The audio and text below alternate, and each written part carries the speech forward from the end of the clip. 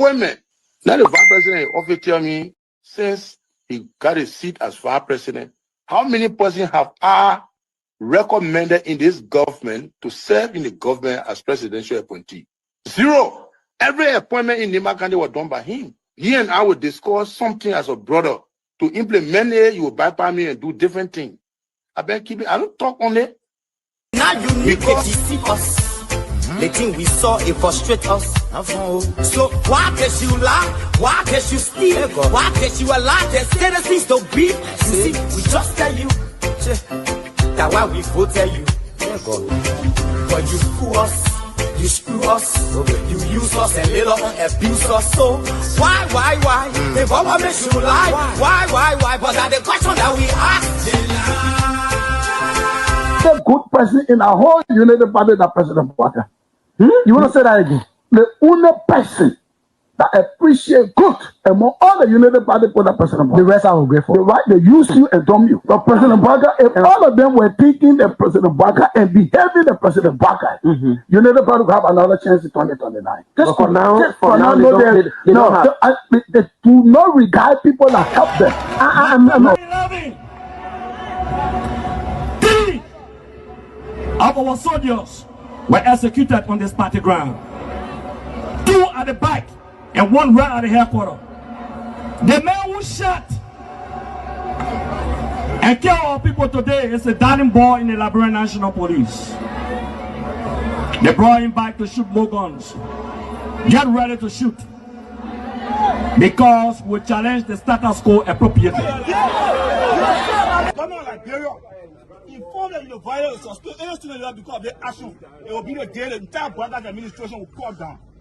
We will massively violate the students in this country and we'll shut down the Bwaka administration. They tear that happy. We have the capability to do so. And if they think this is the renovation project is a joke, let them try it. The fall of the Bwaka administration begin with this. If they think they will tumble on any student in this country or at the university like Garguah and water with impunity, while our children saving opponents and logic in the Western world, while we are subjected to agile power and bad learning conditions here, and the thing will say. In the first 100 days, no car will get stuck on a major road in this country. And I mean it.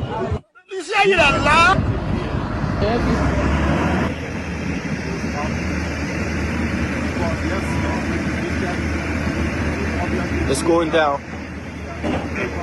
First floor. There you have it. That led to decades of war still run deep. But so too does the longing for reconciliation.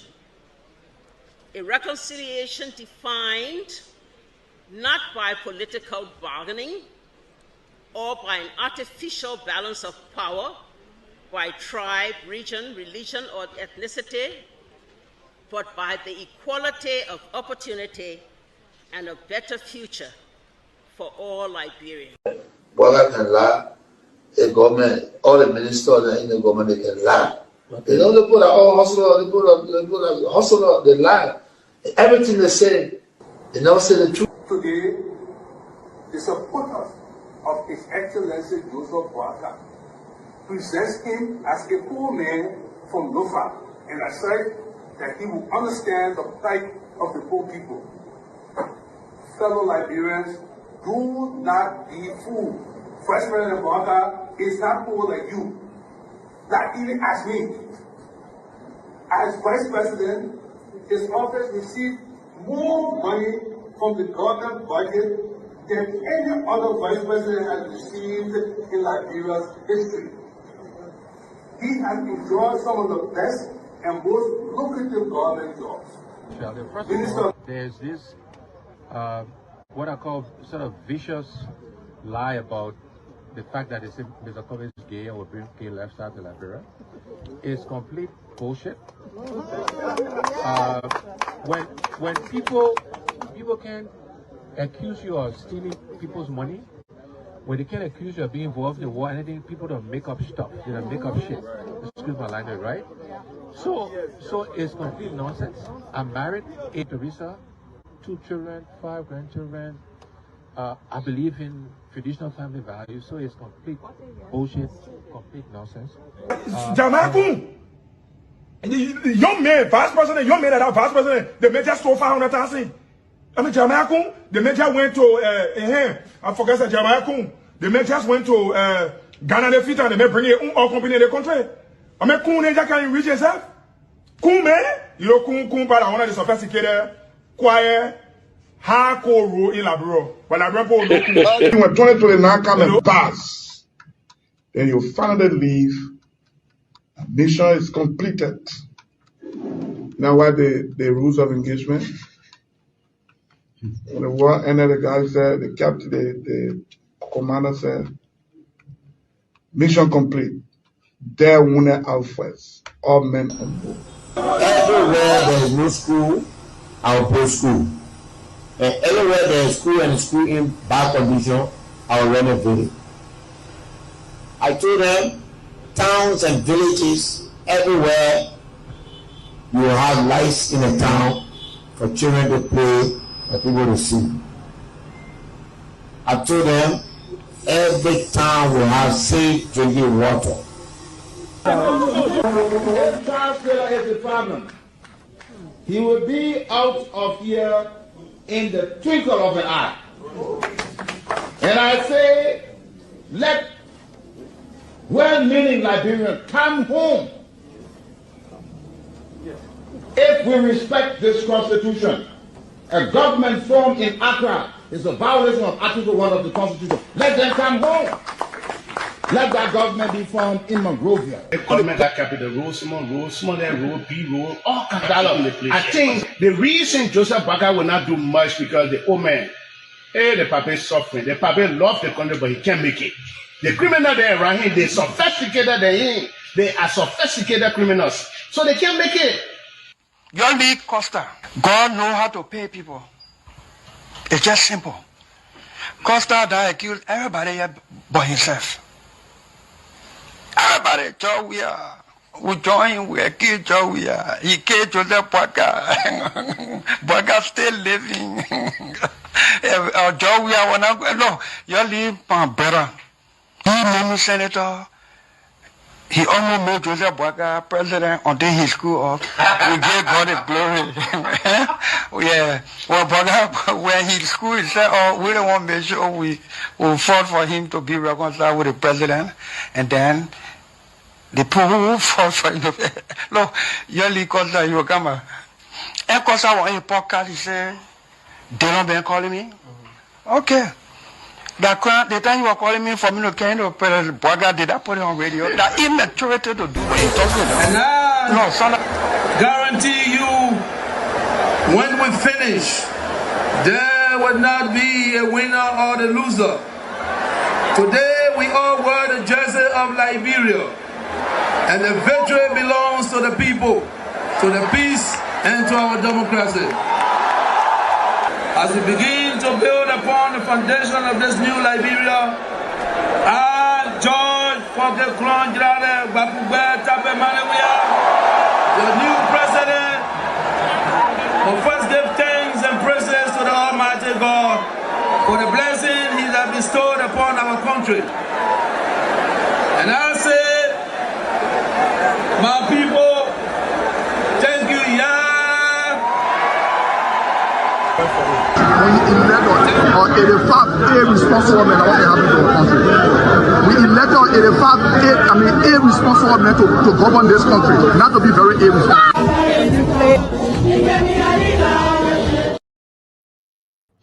So folks, welcome to the Close Enactment Show. Good evening, good afternoon, good morning, whatever you're watching us live from. If you are listening to us via radio, Truth FM 96.1 or on Freedom FM 87.9, I'd like to say welcome and to our global audience. Welcome to Close Enactment. Welcome to another powerful edition of the show tonight. So we're also live on Truth 96.1 here in Painesville, outside the nation's capital. So Mr. Gayman, our regular host, will not be on tonight, so I'm going to take the stage until I wait Dr. Peabody, Mr. Sylvester Pewee, Chieftain Tomalin George, and the rest of the folks will come on. But I have the man Jenkins Morris, who is currently at Freedom FM. So Jenkins, welcome to the show. Okay, good evening, Myean, Torgbean, and good evening to our many followers following the both stations and other stations that are simulcasting our broadcast, their closing argument. This is Freedom FM 87.9, and my name is Junkies Morris. And Torgbean, I hope you correct that, Junkies. Okay, Junkies Junkies. Morris. Yeah, so it's great to be here. Today is Thursday, and today is the Thursday edition of the program, the closing argument. And like Torgbean said, you can also get us on Truth FM 96.1, and we are also simulcast on Care Radio FM Bezu and other sisterly radio stations and platforms around the country. Freedom FM 87.9. My name is Junkies Morris. And back to you, Myean D. Torgbean, to ask you lay the basis. I also want to welcome Dr. Herring Peabody, our senior panelist here on this platform, and other colleagues to follow. So Dr. Peabody, welcome to the show. See you guys, man. See everybody. Junkies, Myean, and our chief host today will be Sylvester, the new progressive Pewee. He's going to be our host today for this edition of the closing argument. In the first section here today, we'll have the Liberian community of Trenton, New Jersey. They're going to come up and talk about the celebration that is taking place in Trenton this weekend. A lot of festivities planned for the July 24th or 26th in Trenton. They're going to be here to talk about it. And also just a couple of announcements to our audience who's going to be joining us later. We're going to do our very final takeaway today, our gift for the July 26th for our partners. I know some of you reached out to me last night for the Zelle number or the Cash App. We're going to put that up soon. And if you want to send, you can go ahead and do it. Today will be the final night, and we're going to make sure that everybody else get a gift. This is a takeaway that's not coming to closing argument, but it's going to everybody who help us to keep the broadcast going every day. And we want to make sure that the guys can buy at least some cold water, something to eat, or go somewhere and just have a nice dinner for their July 26th celebration. And we'll also have some of our reporters who are on the way. Will be going to Buchanan as well to cover the festivity there as well. We got to make sure we get them situated and all of that. So we'd like to welcome you to the closing argument. I see the guys in the back. So Myean, can you bring them on? And then I will turn it over to our chief political strategist, Mr. Sylvester Pewee. Over to you, Mr. Sylvester. Thank you. Dr. Peabody. A wonderful good evening to all of our very wonderful guests. I think the first time on the show. But before we get to our guests, I just want to, Junkins, and so now when I'm about to call your name again, I think as far as say, we may say we go to Negan son, the other way around. Yeah, that's a very special name. But I want to welcome you from, I don't know, Myean. I'm getting the feedback coming from me. No, you're good. We can hear you. You're okay. Okay. I'm getting the echo from him. I think Junkins, you have to check from your end. The speaker is somebody. Yeah. Yes. Go ahead. Yeah, I think. No, it's still coming. It's not from my end. And then maybe one of our guests, our guests are muted. Is it from me? Let me mute myself and see. Let me mute. Yes, I think it came from you. From Dr. Peabody. Yeah, I think it came from you. Yeah, I think so. So I will get or come back in. I'm not sure. I can't go before you go with me in code, but I'm not sure. But I'm not getting the feedback. feedback. No, that is okay now. It's okay now. Okay. Yeah, thank you. Youngis, I mean, we want to go to our guests in a JV, but we try to. There's a lot of massive news coming out today about this very huge talk about almost $500 million worth of drugs that were just bust up in the Republic of Liberia, and some of what we were speculating from insider sources that some hierarchy of the Liberia National Police were linked to this, and of course, those information are now coming to broad daylight.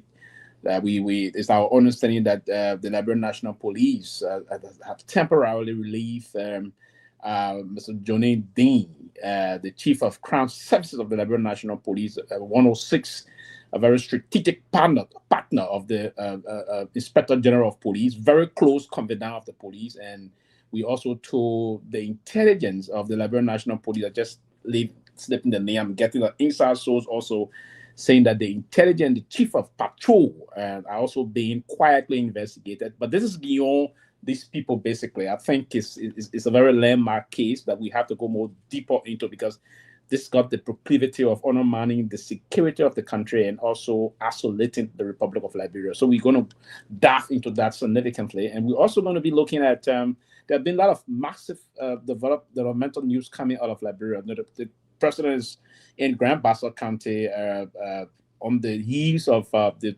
179th birthday of the Republic of Liberia. That's going to be officially, it's going to be on Sunday, but it's going to be officially celebrated due to the official gazette issued by the Ministry of Foreign Affairs. The president is going to be sending a proclamation, and that proclamation is going to set Monday as the official celebration of the day, commemorating the 179th independence celebration. The president today joined someone in Liberia, a very permanent Bazolian from Grand Bassa County, Mr. Emmanuel Nuku Rees, the Geneva Rees Center, Events Center. The hall was dedicated today. The president cut the ribbon there in Grand Bassa County. And I'm told the president also moved into Buchanan City, where he cut the ribbon on the brand new superintendent compound and presidential mansion. So a lot of things we got to talk about today, but first and foremost, I'm honored to go back. Jengis, we're going to come to you in the gym. We just want to introduce our guests, and then from somewhere in the United States, I'm told Trenton, and I'm told before the celebration of July 26 started to spread in other areas, Trenton is the massive home of the origin. Let me put it this way: the origin of July 26 celebration of Liberians here in the United States of America. So let me welcome our guests. We have Nyenwolo Kokro and Peter Masakwe. And Peter Masakwe himself is a dear brother that will come a very long way, but he's doing very well here also. Mr. Masakwe, I will start with you. Welcome to the closing argument. Thank you, Sylvester Pewee, Mr. Henry Peabody, Jukis Morris, the rest of the team, and I just want to say good evening to my dynamic Vice President, Nyenwolo Kokro. My name is Peter Masakwe. I am the chairman for the Special Steering Committee organized by the Liberian Community Association of Central New Jersey and the metro areas. I want to say thank you to President Albert Giblett for entrusting me with this wonderful task. As you may be aware, the Trenton area, New Jersey to be specific, had just gone through a successful election on May 30th that gave birth to the new administration. And part of the goal of this president is to ensure that unity prevail among all Liberians. So given a short period of time, this committee was set up to plan and execute a successful program that will bring together all Liberians and other organizations and stakeholders within our jurisdiction. So we have been working very hard along with the dynamic vice president to ensure that we deliver. And by the help of God and the support of our committee members, we have developed a 3 days formidable event that will rock the entire New Jersey beginning tomorrow, Friday. Thank you. Madam Corporal, sorry if I'm not getting the name right. This is the first time, but I hope I'm getting it. We just want to say welcome, and we want you to introduce yourself briefly, and then you will move on to tell us what are we expected to see to roll out the 3 days event, as Mr. Massacre just stated. What are we expected to see within the 3 days commemorating our 179th anniversary? Good evening, everyone, and thank you for having me on the show again. I feel like a friend of the show at this point. My name is Warlu Kokro, and I am the Vice President of the Liberian Community Association of Central New Jersey and the metropolitan areas. As Peter said, can you guys hear me well? Yes. Yes. Okay. As Peter just noted, we just completed a successful election on May 30th of this year. Albert Giple and I took office on June 14th, shortly after that. So within that time period, our president, Mr. Giple, was able to put together a committee headed by Mr. Massaquoi here to ensure that we have a dynamic and fun July 26th weekend going on this weekend. What's special about this is, like you stated, Trenton is one of the hubs. Trenton was one of the hubs, one of the originators of the largest July 26 programs that had ever been put together on this East Coast. And I believe that we in this administration are going to be able to bring that back because we have been in this short time able to unify the community in ways that it has not been in the past few years. So what to look forward to this weekend? Number one, we're kicking it off tomorrow, Friday. We will have a flag raising at the Ark Mercer that is at 180 Ewingville Road in Ewing, New Jersey. The Ark Mercer is a large organization in this area. They are hosting that flag raising. And what's special about that is that our president, Albert Giple, will be the keynote speaker, which I believe is the first time this has happened. So Albert's already setting records, being the keynote speaker for a large organization flag raising like that. Later on that evening, we will be attending. Everyone will be at a block party on Roselle Avenue in Trenton, New Jersey. That's being hosted by Trenton Professional Old Timers. Our main event takes place on Saturday. We have a parade. Everyone should line up for that parade 10:30. We're going to start that parade by 12 o'clock. But that parade is awesome this year. We have collaborations with the actual city of Trenton. Shout out to the city of Trenton for every way they have helped us, providing us with different materials so that we can make this parade as large as possible. We will continue the parade onto Father Rocco Park, where we will have our another flag raising. We're going to do an intercessory prayer for Liberia and our community, and a program before the big Barrow and IE football game that's going to happen. So actually, Peter, I'm just giving you guys the lineup now. We also have a after party that's going on that night. And Sunday, we're going to end it with an all-white party, but we do have a few religious events that are going on that Sunday too. We have Pastor Reeves come, who is the president of Providence Baptist Church in Liberia.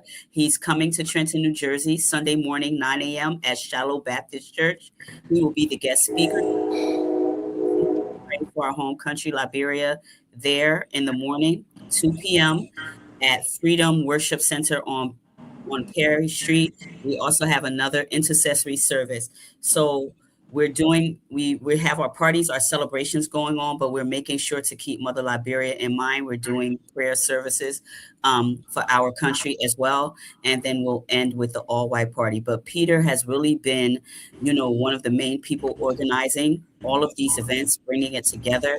He has a strong team. His assistant, Norris Boswell, and everyone, every committee has come together to be dynamic, huge. Like I said, this is probably going to be the first unified July 26th that we have in a long time in the city. So we want everyone to come out and enjoy, no matter who you voted for. Everyone's welcome. This is just our way of not only showing up for ourselves. We're going to come together and we're going to show the surrounding areas that we can bring this event back to Trenton and we can make it as large and dynamic as it was before.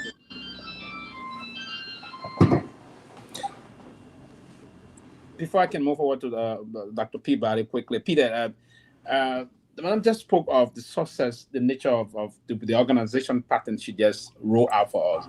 Maybe it's going to be something you guys have successfully planned beyond the work behind the scene that have been done.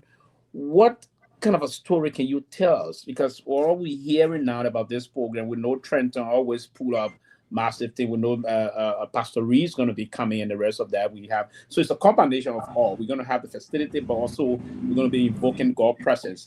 How did you, of the committee, of the entire workforce, take to have this plan to be this successful moving to the day itself? Well, it was a teamwork. The president set up a diverse committee that comprises people from his administration, leaders for past administration, stakeholders in the community, and representatives from all the social clubs or all the organizations within the central New Jersey and metro area. Now, we were able to pull this off, having witnessed people hosting parallel events in the past. We say, hey, it's about time that we come together. Like the VP stated, Trenton was a hub. People coming to the United States from the 90s, going upward, they went nowhere besides Trenton. Everybody gathered for one big event. But situation happened, and a lot of organizations decided to do things on their own to make sure that they keep the fire burning when the parent body, which is the Liberian Community Association, was in a little bit confusion. Fast forward, that has ended. There have been court issues. People want to court, it's been settled. Now it is about time that all Liberians come together to make a statement. And I can assure you, with the level of momentum, the time and efforts we have put into this, Trenton's going to be the best by far. We are estimating close to 1,000 people gathering for the parade tomorrow. Now, I know it's Liberia Independence Day event, but we are not just looking at just Liberia. We are going beyond that because we want to make sure that the community be aware that, there is a strong Liberian community presence here. So we are involving stakeholders from all of the townships and cities like Ewing, Hamilton, Princeton, Trenton, Morrisville, Burlington, and wherever, city that is in our territories. So it will be great. It was a teamwork. We planned, we executed, and it's time that all Liberians come together to celebrate this event. In fact, beginning today, we have a watch party. Matter of fact, it will start about maybe 30 minutes from now on 197 Egrants. We have t-shirts on sale, and it's just $25 for t-shirts. You pay $25 for the t-shirts and cab, you get access to the soccer field at no charge. So it's a very big event coming up. So it was easy work in the sense that a group of people came together to plan it. That makes it more easier for us. Thank you. Dr. Peabody, Trenton is home like for you, and Jersey is home like so up to you. Your people on the show. You should be maybe if not living in Trenton or Jersey, but you are very familiar with the terrain. Of course, Sylvester. Every time I think about leaving to go somewhere, the first place come to my mind to drive to Trenton to find somebody. I got a lot of friends and family that live in Trenton. In fact, I work in Trenton. I work there for the state of New Jersey. So it's like a home to me, a second home to me. So I've always made that a priority of going there. And as you said earlier, Sylvester, Trenton used to be the hub for all the July 26th game in America. In fact, the first time I came to the U.S., and I live in Atlanta, Georgia. I couldn't wait for summer break for school to close. And the first play I was coming for July 26th was Trenton. And when I got to Trenton, it's like people I haven't seen for 10, 15, 20 years. All of them were at that game, man. I was greeting people. I didn't even watch the soccer game. I greeted people until the game was over and everything like that. So Trenton have always been the hub for the July 26th. But one thing I like this year is that the unity that is existing, with all the parties involved, it hasn't been like that for many years. It have not been like that for many years. It's been one of the most complicated a group, you know, people, this not happening, that not happening, this other side saying it. But this year, to see how they have come together and to celebrate, you couldn't get it a year ago. You couldn't get it 2 years ago. You could not get that to happen a year ago or 2 years ago. It was always this, it was always that. So you guys have been able to put it together. Let me ask, how did you guys bring all of this together, gentlemen, ladies, and Miss Kukru? And by the way, Sylvester, Miss Kukru is the country girl. She's from Lofa. And you know, Peter, how did you all put that together? How did you guys work it out? So, Reverend, you know, I think that good leadership, number one, is how we were able to achieve this. One of the things that Albert and I ran on was unity in this community. And before the elections, I know, you know, many people heard us say it, is that no matter what happened after the elections, I think both sides had seen enough in this community to know that no matter what happened, we needed to come together at the end.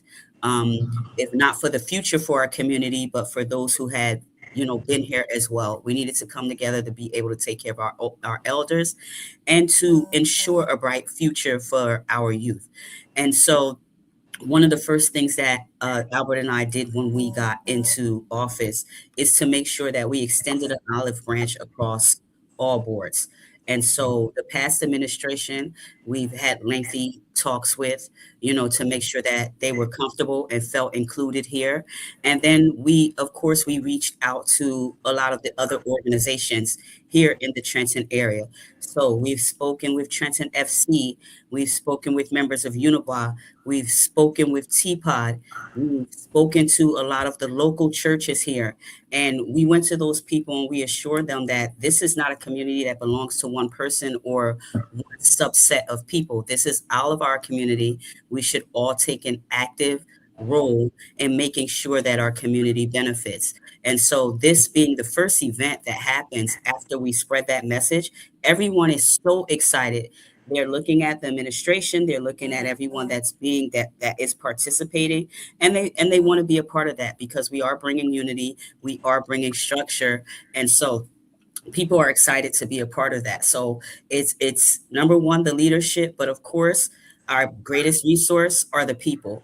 And if you look at the committees that we have, you'll see that there's someone from everywhere in our communities, in our committees, helping to put this together. We've been able to reach across to Byron IE and have them active and excited. If you see the chatter in some of our chat rooms with them going back, people are so excited that the Byron IE game is, you know, coming back and being celebrated. So yeah, I think that we were able to achieve this because we ran on unity, and it is our effort. We will unify this community. We are unifying the community, and this July 26th celebration is one of our first steps to making sure that everyone comes together and works together towards one common goal. And you'll see it more after this celebration. Wow, what a effort. Peter, tell me, you talk about today. You guys are starting today. She touched on a little bit of the activities and said that they're going to have a soccer game, Ike Mercer. You care to add something that she did not mention? You care to add to that? Yeah, so I will talk about the watch party that is going on at about this time on Egrant. The goal is to build momentum for our 3 days events. More to that, we currently have t-shirts pre-sale going on. Most of our members in the community or friends that supported us by purchasing a pre-sale t-shirts and cap, they will have the opportunity to receive that tonight, and that will continue tomorrow. Now, tomorrow is very important to us as well. Matter of fact, we'll be to the after party. I mean, the watch party up to 9 p.m. tonight. We could go beyond that depending on other activities and people behavior. But tomorrow, we want everybody to show up at our Mercer beginning at 10 a.m., where our president serves our keynote speaker. It's very unique because when the community had a little situation, our Mercer happens to be one of our strategic partners, kind of took a step back for the fact that they were able to come back after we had a successful election and going to the extent of inviting the community president to serve as a keynote speaker that means they believe in us and the community is back for good. So we want all Liberians, our friends, to show up tomorrow to that. And then later on, we will join the Trinidad Professional Old Timer for their annual Black Party. It will be massive. I mean, this is just beyond partying. It's about networking and socializing with people. There will be several vendors at that event, which of course, I would say 99.9% are all Liberians. People, immigrants are being to this country that are involved into small businesses. They will be there selling food, non-food items. We will be there to support those businesses, at which time the community will also have a booth posted over there where we'll be sharing leaflets as related to the parade. We will be selling the community t-shirts and providing education as far as security measures concerned for the parade. Now, the parade will be exceptional this year in the sense that we'll have the city of Trenton involved. Matter of fact, we received a float from the city of Trenton, well decorated with our national color, red, white, and blue, and the community logo and the Liberian flag. You have officials from the community, including our DJs on our float. We have contacted also several cultural troops that are based in the United States. They will be part of the parade. The Trenton High School band will be in the parade. I mean, something unique about the parade also that will take place on Saturday. All organizations over here, we talk about Unibois, TPA, Trenton FC, and several groups, they will be lined up with a banner for that organization making a statement. And we have other friends from the community, businesses that have reached out to us. They say, hey, can we join the parade and hold the Liberian flag? That's unity we're talking about. So we just want to encourage everybody listening to this podcast, do not just sit and watch on TV. If you are in New York, if you are in Pennsylvania, if you're in Delaware, or any part of New Jersey, healthy enough, please drive to Trenton. Don't watch on TV because you're not going to enjoy anything. We want you to be part of the group. Come, let's network together. And that parade will start assembling at about 10:30 a.m. The exact location at the Battle Monument at the intersection of Pennington Avenue and Martin Luther King Jr. Boulevard. There where we will assemble. We have the New Jersey Police Department, especially Trenton. They will be available to provide maximum security. Maybe other people may be afraid. I mean, nothing going to happen. We will have a good time together. And we will parade on the soccer field. Now, on the soccer field, we also have series of activity lineup, like the Vice President stated. This is not just about listening to music or eating roasted meat. We're going to have several businesses that will be on display. So it's like a small business export. I mean, there are Liberians doing pretty well in the United States that people don't know about. They are contributing immensely to the American economy. We want to make sure their products are on display for people to see what they're doing. There are other people like myself running our small businesses, employing people. We will have that display as well. There will be speeches from our keynote speaker. I mean, Reverend Levi Martin is the MC for the day. You all know him. He's a household name in the community. He accepted to join the Liberian community leadership to serve as an MC.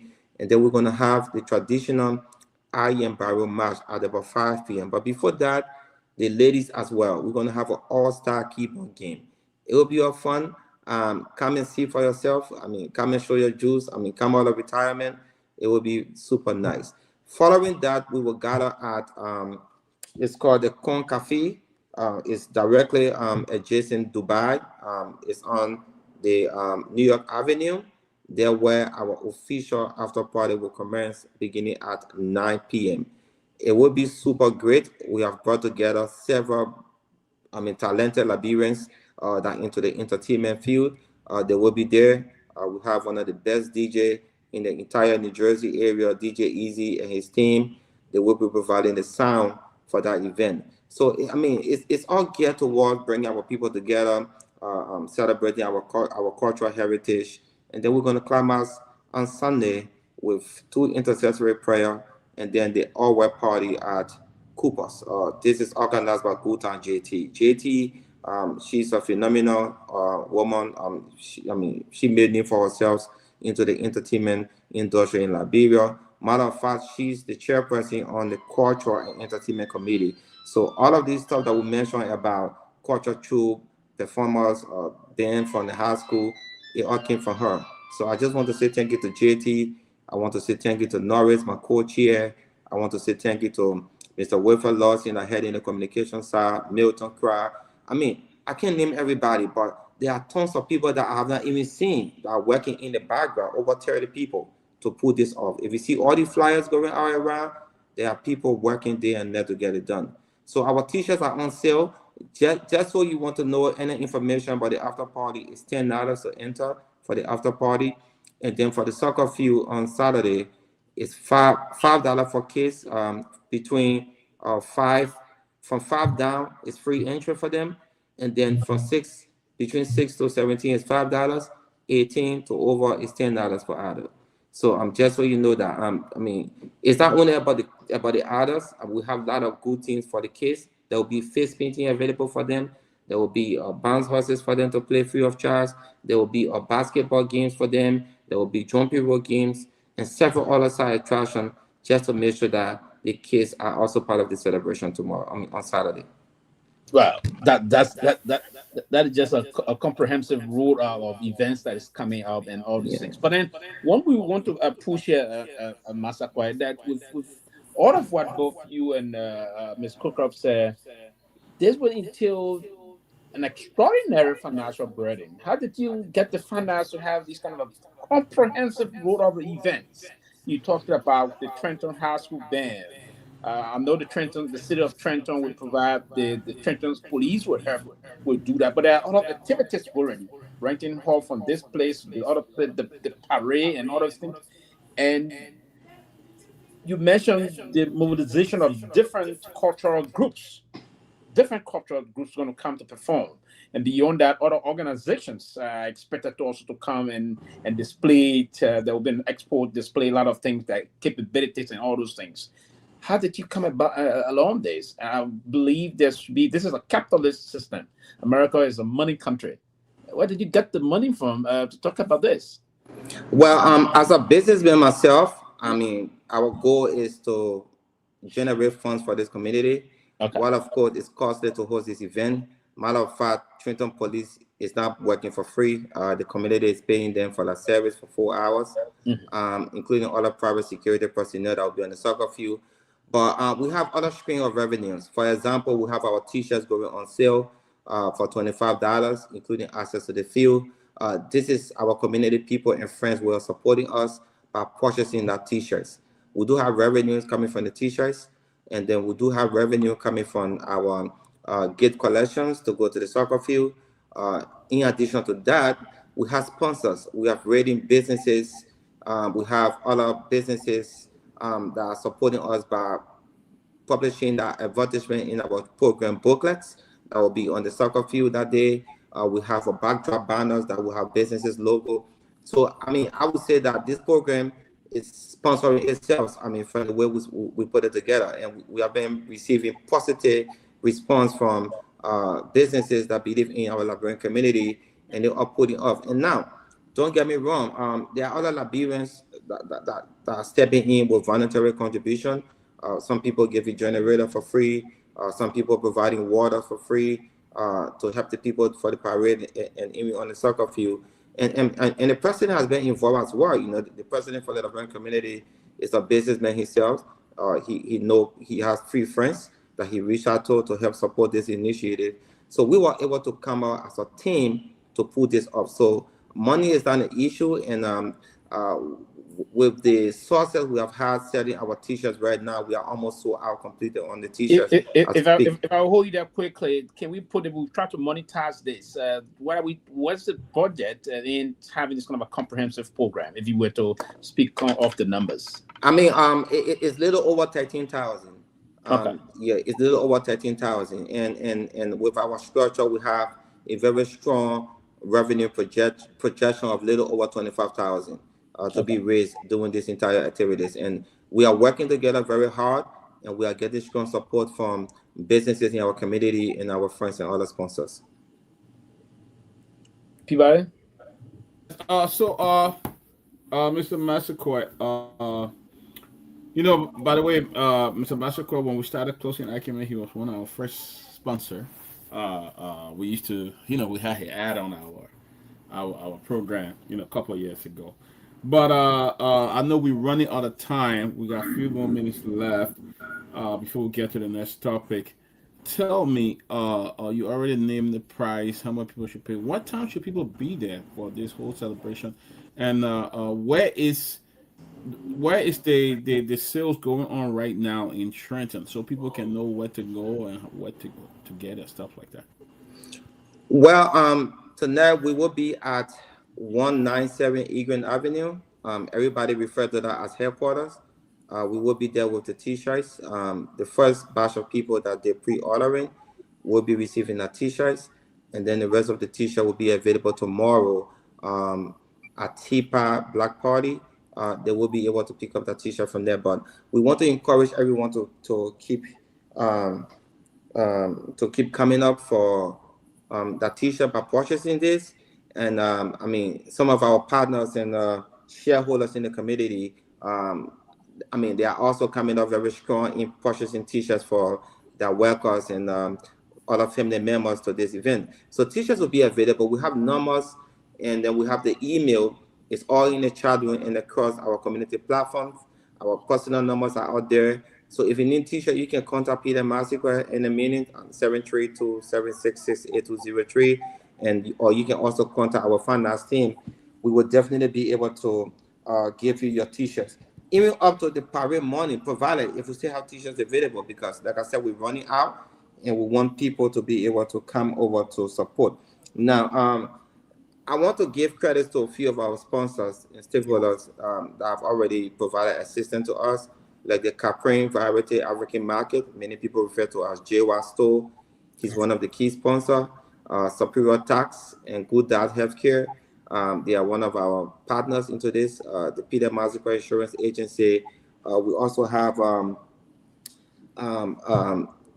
several individuals. I mean, the list is long. I can't name everybody here today, but that shows that they support our community. And I mean, Ophelia Restaurant, Pressure Kitchen, Mona Kitchen. He runs a successful African store too in New Jersey. I mean, chain of restaurant. I mean, he's doing pretty well. So I mean, these are people that really been supporting us. And I mean, come on the field on Sunday. Matter of fact, from the parade on Saturday, you're gonna see every one of them in person matching with the community on what to the soccer field. I mean, there are a lot of them. We just want to say thank you to them, and we're encouraging all the people who doubted that there will be a successful program this year. Please form part. It's not late. Our cash app is still available. If you don't know where to send that money, just contact any of us. We'll give you the financial team information to be able to make a contribution. And we are also accepting donation from the closing argument. I know you just did this today by inviting us on the show in the free of charge. We want to say thank you for being our partners too. Because we gave you a $300 spot. Right. That was commendable. That was commendable. Yeah. I mean, we love to have you guys. So yeah, make sure y'all keep my extra large T-shirt. I'll have to buy it. I'll keep my extra large. Yeah, T-shirt. I think I'll have to try. I'm not sure if I will attend, but I will have to try to at least patronize the thing. But before you guys leave, I think the question will go to both of you. Anyone can take it. We've been following and hearing that the Association of Liberians in Trenton. There's some, there's a political system that want to find of this. How is the problem now? Because today you hear the other side. There's a problem. Is everybody on board with this program? Is everything okay in terms of the politics within the Liberian community in Trenton? So listen, everyone's on board, and that was our goal. The first thing we did is we extended an olive branch to everyone, to our opponents who were, formidable opponents in the election, and to all of the different organizations that are in Trenton. So that was our first goal. Before having any celebration, there was something that we needed to celebrate, and what we're celebrating here is unity, is that we're bringing unity back to the community. So with that, again, to all of our sponsors and to all of the organizations that are partnering with us, to Trenton FC, to Trenton Professional Old Timers, to Unibois, to all of the churches, Shallow Baptist Church, Freedom Christian Center, to the Council of Churches, I just want to send a big shout out and thank you to all of you. DJ Easy, Good Time JT, DJ Pumpkin, all of those people are coming together. People who are not providing financial sponsorships are providing services at either discounted rates or for free, i.e. Buy Roll, all of these organizations all together, again, unify to make this celebration happen. And this is just going to be the beginning for us. This is where it starts, and you guys will be around to see how far it goes after this. Oh, what so any last message from any one of you guys? Yes.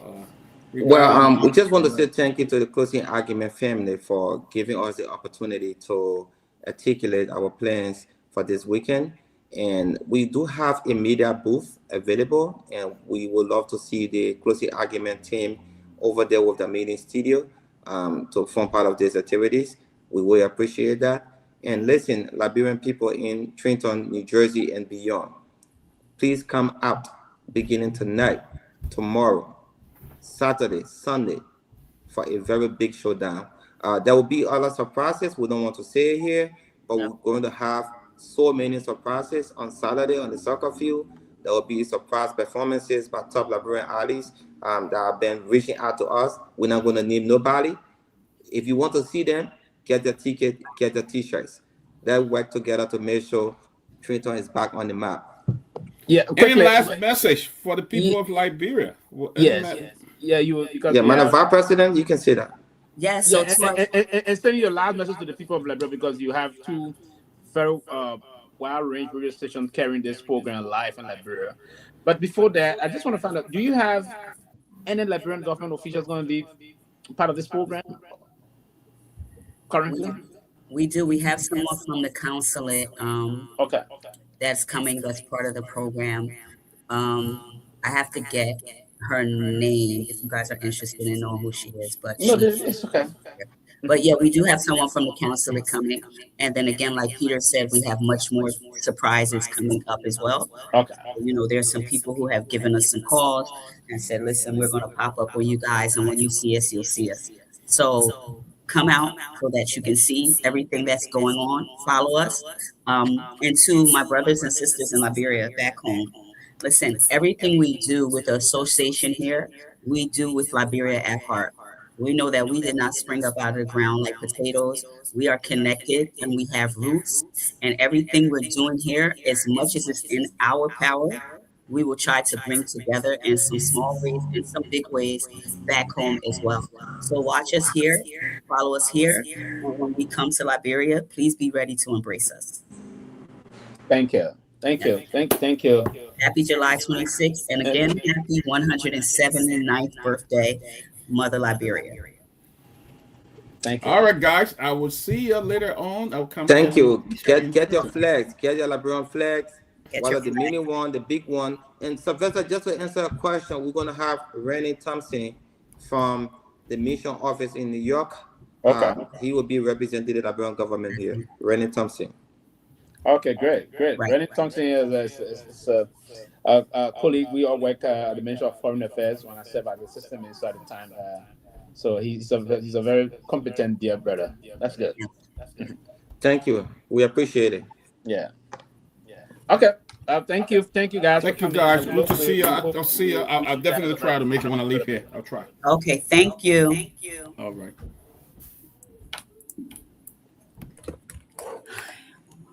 Yeah. Before we can move, junkies. Before we can move on, we'd love to hear, because you in Monrovia, you and Myean, we just want to basically hear from your end. You give the training development, though we name some of them. You give the training to, we'll give you a couple of minutes to just do that and tell what is unfolding in the country. Okay. And want to say good day, or let's say good evening to our many followers. We are live here again. This is a closing argument, Freedom FM 87.9. What's going on now is shocking, astonishing, and you can add all of the adjectives that if you may,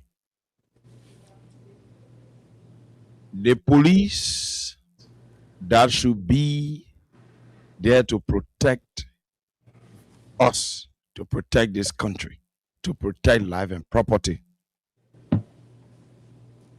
We have said it on this platform, the closing argument here on Freedom FM 87.9, that there is no way such a trail of drug discovery in Liberia, there is no way we can have that going on without the acquiescence of higher ups. Today, what we see, what we hear is disgraceful, is diminishing to our diplomatic image, and I see it as something that all of us, nobody will need to be afraid, and we need to take up the scare jacket and pull up that nationalistic brave jackets to fight for the soul of this country.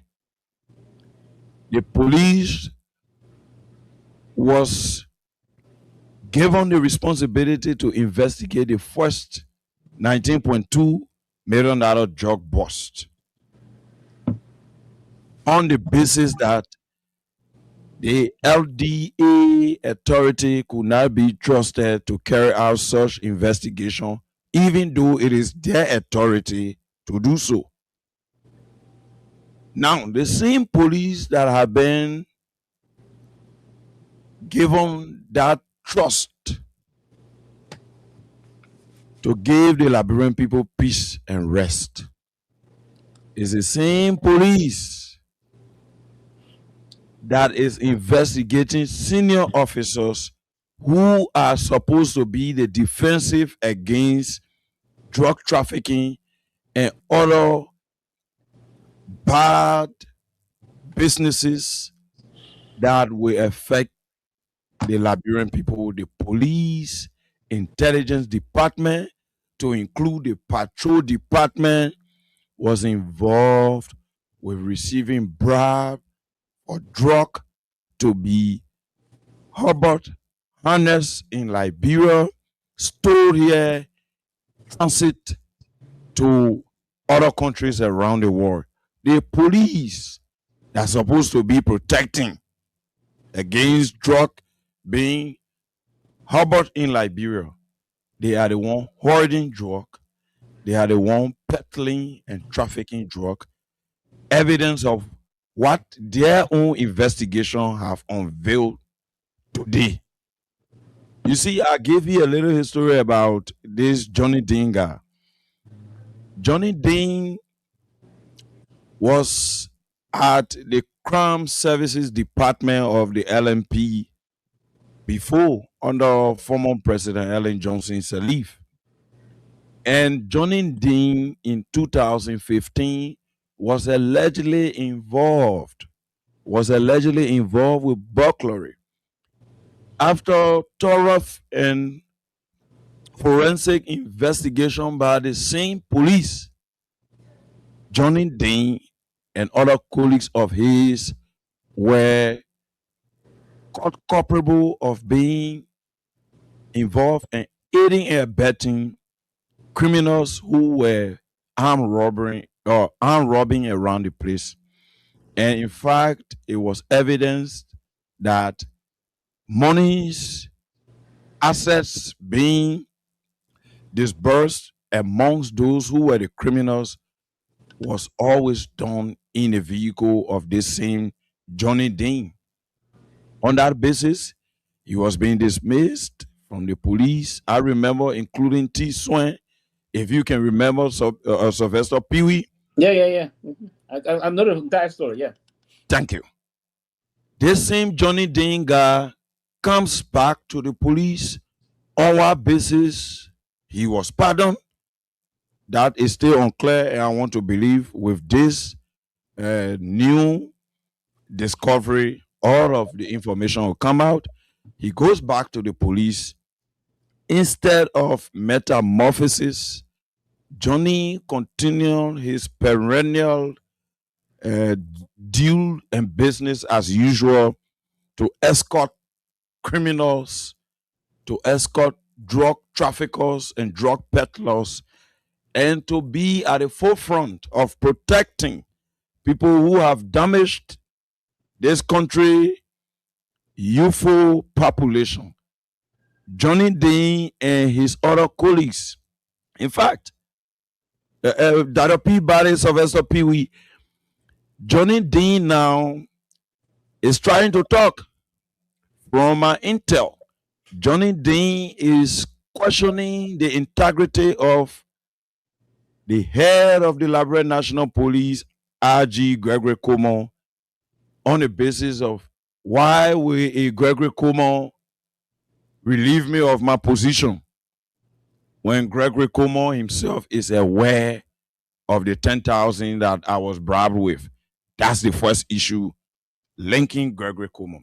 The second issue is where the raid was done. It was not only the asset material that was uncovered. Monies were being taken from that place, and more than 150,000 United States dollars. And the police, based on investigation that we've done from our own internal investigative arm here, the police reported out of 150,000 United States dollars, it is alleged that the police have reported around 17,000 United States dollars, which is bordering on the same integrity as the head of the institution that should protect and save life. He is not coming out to give any statement regarding the 150,000 United States dollars that was uncovered at the raiding site. He is also not responding to allegations coming from Johnny Dean as to his involvement in this aiding and abetting drug hoarding and harnessing in Liberia to be transited to other countries. So these are some of the things that are happening, but I think key interest is directed to the unfoldings today that saw senior officials of the Liberia National Police being brought to book and being exposed for damaging this country and causing havoc on the lives of our young people and creating an uncivilized environment where people will not sleep because young people who are supposed to be in school are here terrorizing people around the place. So these are the unfoldings on ground. So okay, thank you. Yeah, a lot of things. Basically, we're going to take some time to really focus on this whole thing about what is currently unfolding at the level of the Liberian National Police. I've been making some effort here to talk to Sam Collins. He's not picking. I've been trying to get to some police authority, the Inspector General, because it is obvious that we I've getting some feedback. You getting feedback? You still getting that? Yeah, it's coming when I'm hearing myself. Can you? Maybe it should be from you. No. Can we mute and see them? Let me see if it will happen. Yes, let's mute. Then we come back. Yeah. Can you? Okay, no. I think it's okay now. So, yeah. What I was saying, I'm trying to get to some of the police authority, particularly the spokesperson of the Liberia National Police, not picking, and I did try the number of the 101. He's not picking also. And listen, this is part of the reason, and even the Inspector General himself. This is a very serious matter. If the Liberian government would take this lightly, those that love the Unity Party and the Unity Party officials and their surrogates have to take this very seriously. And I see part of the reason the trend is now unfolding here. I see part of the reason why the Inspector General started this $19 million drug situation the way he meander and the way he was trying to portray the king's brother and the rest of that particular poor king. Now we're trying to sense that the police knew something more bigger and deeper than what they were trying to push here. And I said the last time that the president will have to take seats of this matter, or in that we'll hear some terrible news about trying to put the level of the country diplomatic credentials in the mud, or there may be some sanctions, or you hear that one day you hear all of the airlines moving into Liberia will stop taking cargoes from Liberia. It will not only be data. So the president will have to take seats of this matter and invite international partners, particularly the U.S. government, to come and help. The police chief lost the merit and lost the respect and the balance here in terms of taking over this investigation. I think we cannot, in an attempt to continuously rely on the police to conduct this investigation, we headed nowhere. The police hierarchy knows about this situation that's unfolding in Liberia. Johnny, and we'll take time to come to that soon after our first segment of discussion. The police hierarchy, Johnny Dean and Gregory Kromah got deep chemistry. And you adequately explained it just now. Dean was expelled from the Liberian National Police by Patrick Sulu. I think Patrick Sulu dismissed Dean from the Liberian National Police on the issue about aiding and abetting armed robbers.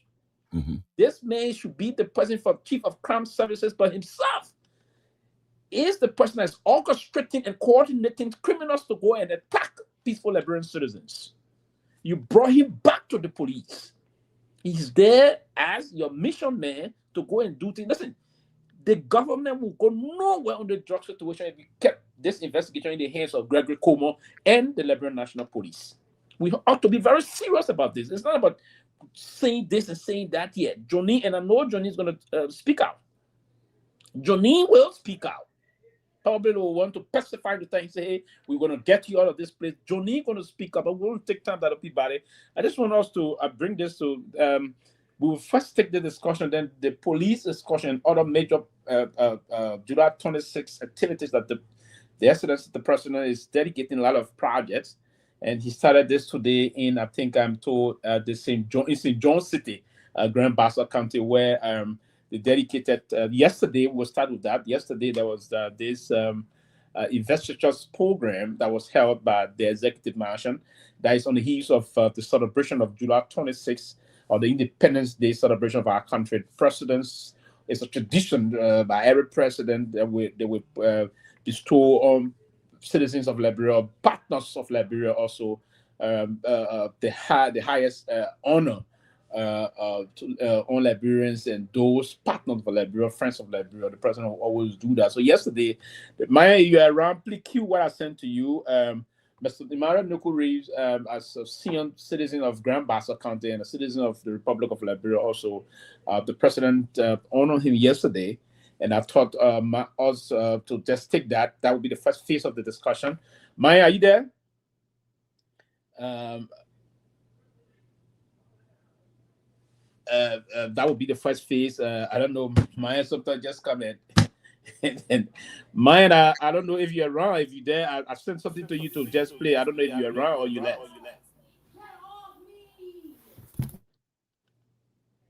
Let me see. Yeah, I mean, Maya, I don't know where he's gone.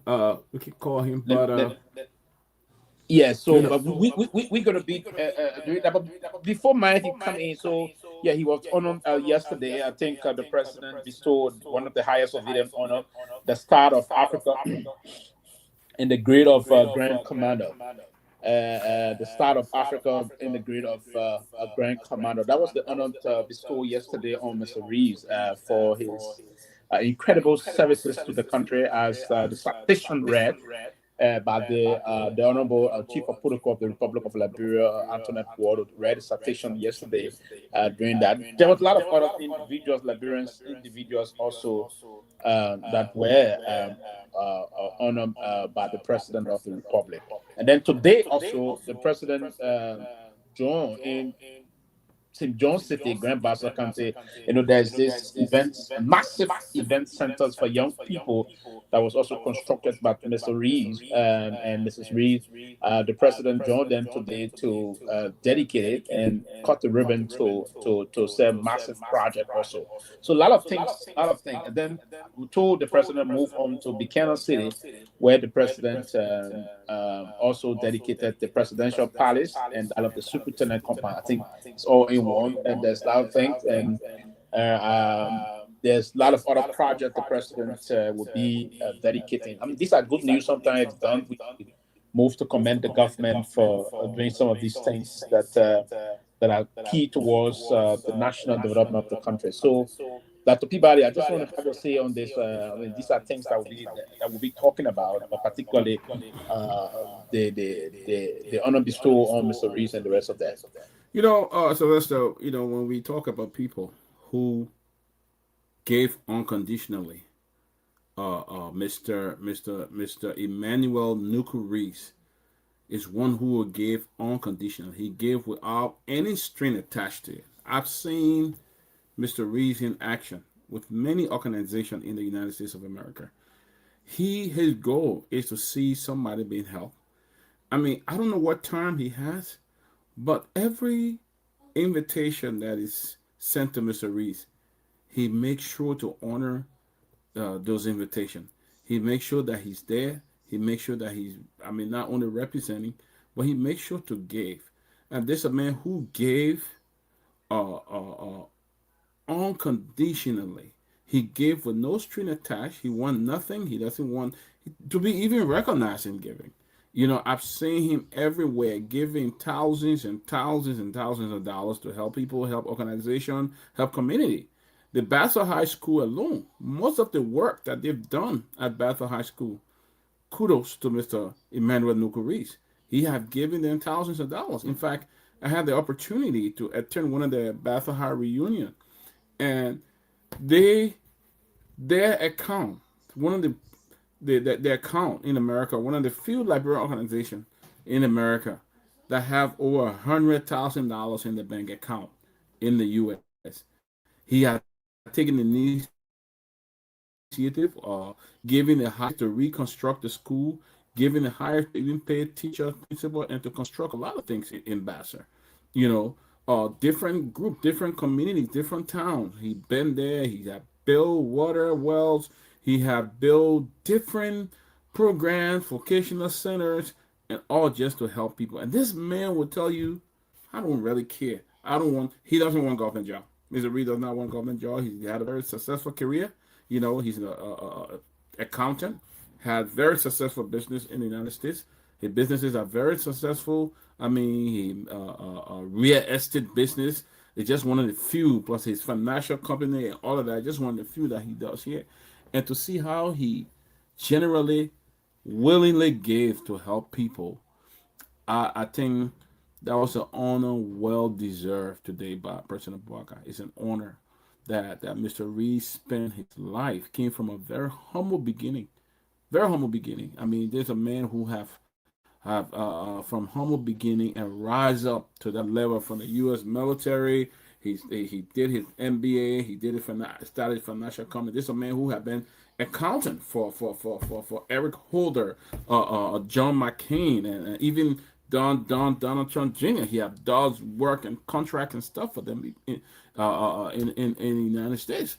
So he's not just anybody, but when he appear, he will make you feel that he's nobody when he comes in the gathering, And the first thing he think about, he want to empower people. He want to help people. And, the honor bestowed on him today, I think it was well deserved. Mr. Reeves is a wonderful, wonderful human being. And I just wish every rich Liberian, not only, but Liberians will have the kind of mind that Mr. Reeves had, that he want to give unconditionally. He doesn't want anything back. He doesn't want to give, because he want people to vote for him, or he want people to do that. No, he will not do that. Mr. Reeves will give, and that award that was given to him today, I think is well deserved, and Liberians should be proud of a man that they have who wants to give, because most of the people who give back in Liberia, the next thing they think about people voting for them on the election. They come back and they go somewhere and build one of the project. Then they come back, it won't be representative, it won't be senator. But Mr. Reed is not those person. He's a true patriotic Bazodian who wants to see his go to Bachelor High School. Most of the work done there. I thought that even the superintendent compounds, he made significant contribution. The Battle Hospital, he made significant contribution towards that hospital as well. To see that they changed the entire bed and changed everything, he made significant thousands of dollars in contribution, and that's what we talk about. You know, there's a song that say, if I can help somebody as I walk along the way, my living will not be in vain. And Mr. Reed's living shall not be in vain, because I can show you thousands and thousands of Liberians' lives that he had changed for the better. And I'm telling you, Mr. Reed will have a place in heaven and resting because of what he done for his Liberian people. Thank you. Myean? Thank you. Myean? Man, now they got to call him. He gone. He gone. That one, man, done. Man, I'll leave the station on and just go. You got serious show going on. He gone. I spoke to him. Say you, I don't know. So maybe he left or so. I don't know. Okay. If Myean is not available, Myean, are you available? Are you available? Well, next time we'll send it to Junkie, and Junkie will play it. Junkie, we gotta make Junkie admin so he'll be able to play those. Yeah. Basically, I don't know. Yeah, mine just log back on. Yeah, I've been sending him messages. I call him. I thought he said you were ready, and he said, "Myean, are you there now? Myean, are you there now?" He just logged on. I see him logging on. So. Yeah, so basically that would be the line. But I'm told there were other projects, dedicated by the president today in Grand Basel. So a lot of things unfolded and beyond that. But when we finish with all these things, then we're going to get back to our main topic, the discussion about that. We try to get to one or two persons on that. But before we can get Myean, I don't know before Myean can come on, Jenkins, let me bring this back to you. What is most of the opposition community saying about this? Because we just tried to play this, and that's why I'm waiting on Myean to do this. I don't know if we do just want to play this. Yes, yeah. On the question as to what the entire opposition community is doing about what's unfolding in the country. I'm getting feedback. And let me mute and come. Okay, I'm not getting feedback anymore, so I think it came from your side. Yeah, today the youth league of the CDC had a firing press conference at their temporary headquarters there in Plonko Sinka to address this perennial drug proliferation around the capital city and at almost every crossing point of our borders, and to have the voice heard on the situation, since indeed they are government in waiting and other politicians are also speaking, like Senator Amara Kone. He spoke, and I thought that he spoke sound. He cautioned the CDC and the Unity Party to desist from politicizing this drug issue, because it's a serious matter that cannot be discussed as a political issue, as a political party discussion. Is a national governance issue. It is tied to the future of our country. So those who are political zealous should try to do away with politicizing this drug situation that Liberia is undergoing, which could be described as epidemic. So I want to agree with Senator Amara Kone of Bapolu County that we need to take this head on by not politicizing, by not going against one another, but joining together to fight it, because I think it is because of teamwork that we are experiencing these drug busts from time to time. So it will also be good that we work together and forget about Unity Party, CDC, because even if you go back to that on the political line, the Unity Party campaigned in 2023 that the CDC government was allowing, indulging into the issue of drug proliferation all over the country. And that saw the Unity Party having boost in their campaign resonation with the people.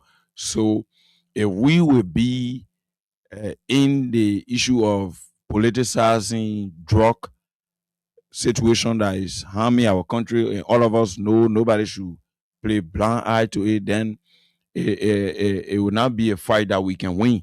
So at this point, if we think we sincerely, if you are from the Unity Party, if from the CMC, and whatever political party you are from, if we think we are really sincere in fighting drug and looking at it as another issue that requires national rally around fighting it, then it will be prudent enough that we stay away from politics when it comes to discussion on all of these different drug busts around the country, for which our national diplomatic image is damaging and is being dragged in the mud. So I agree with Senator Amara Kone. He spoke on that, and that was good on his part for all of us to do away with the politics and focus on the investigation, because though we cannot totally eradicate drug from this country,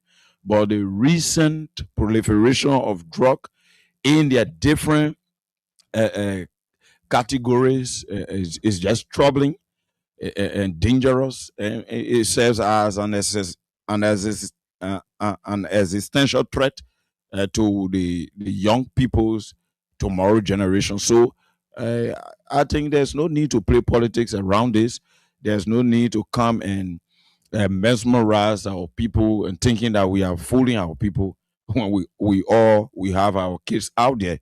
So it will be good that we take politics out of it, and that was one thing that I took from Senator Amara Kone today.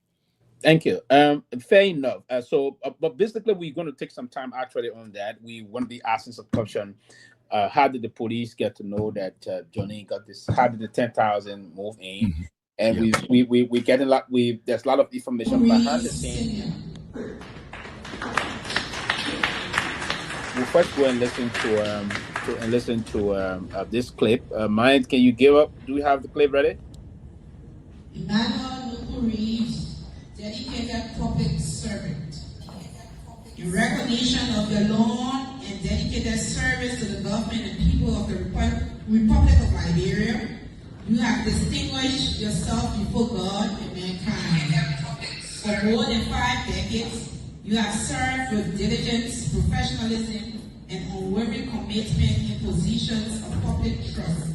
Beginning your career as a trainee cadet with the Ministry of Finance, Bureau of Maritime Affairs, and advancing through successive responsibilities in financial oversight, maritime affairs, and public administration.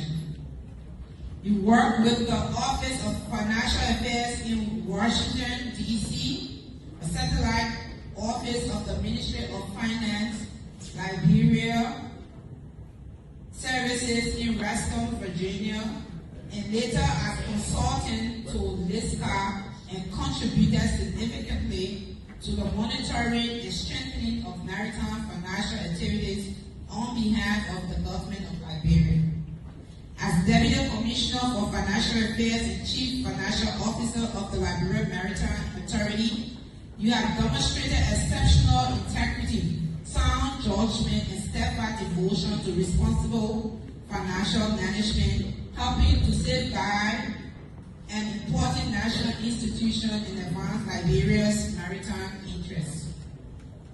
by your exemplary record of public service, professional excellence, and loyalty to the Republic.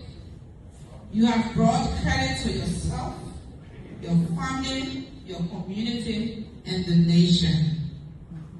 Now, therefore, in recognition of your outstanding service in financial management to the Republic of Liberia, I, Joseph Yuma Braga Sr., by the power in me as Grand Master of the Orders of Distinction to the Republic of Liberia, do hereby admit you, Emmanuel Nukuri, into the sky of Africa with the grade of Grand Commander, where the distinction to the Republic of Liberia, do hereby admit you, Emmanuel Nukuri, into the sky of Africa with the grade of Grand Commander, where the distinction to the Republic of Liberia. Thank you, Maya. I think it's got caught up somewhere there. But yeah, this is just part of what we were trying to highlight from the beginning, that the services, he was honored yesterday for what the president described as his impeccable record of honesty and service to the country as a career financial expert, also a certified public accountant, a CPA, work in the United States for a very protracted period of time and giving service to the Liberian people. He did serve before as a cadet in the office of the then former Minister of Finance, Stephen Talbot. He did work also with the former Finance Minister and former President of the Republic of Liberia at the time she was Minister of Finance, Madam Eddie Johnson Sirleaf, and the rest of that, and then came here. So the president of the Liberia Republic, I think he's worked with now more than, if combined, almost 6 from the regime of former President Charles Gange Taylor. From elected president would be Gange Taylor, Ellen Johnson Sirleaf, George Weah, Ambassador Joseph Yuma Bwaka, His Excellency. So I think 5 elected, constitutionally elected presidents, and more than 5 interim presidents also. So he got an impeccable career public service record in terms of his role he played. So it was on the basis of that the president bestowed this Grand Star Award on him as Grand Commander, one of the highest civilian honor. The President of the Republic as the Grand Master of all of those bestowed upon him yesterday, and standing next to him to witness this very important occasion was also his wife, Mrs. Reeves, and the rest of that. So we, the closing argument, we also want to commend him for this. We think it's well deserved, and also.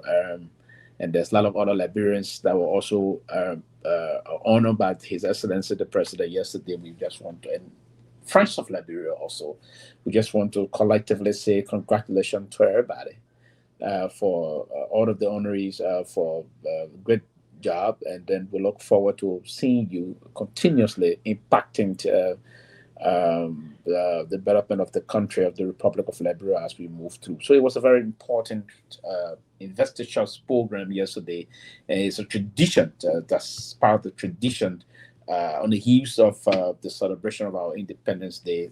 Presidents to come are going to do it. President before did it, and this current president is also performing part of his constitutional responsibility as president of the republic to do those things. It's within the confine of the law. It's within the authority of the president to do that, and the president executed that very well yesterday.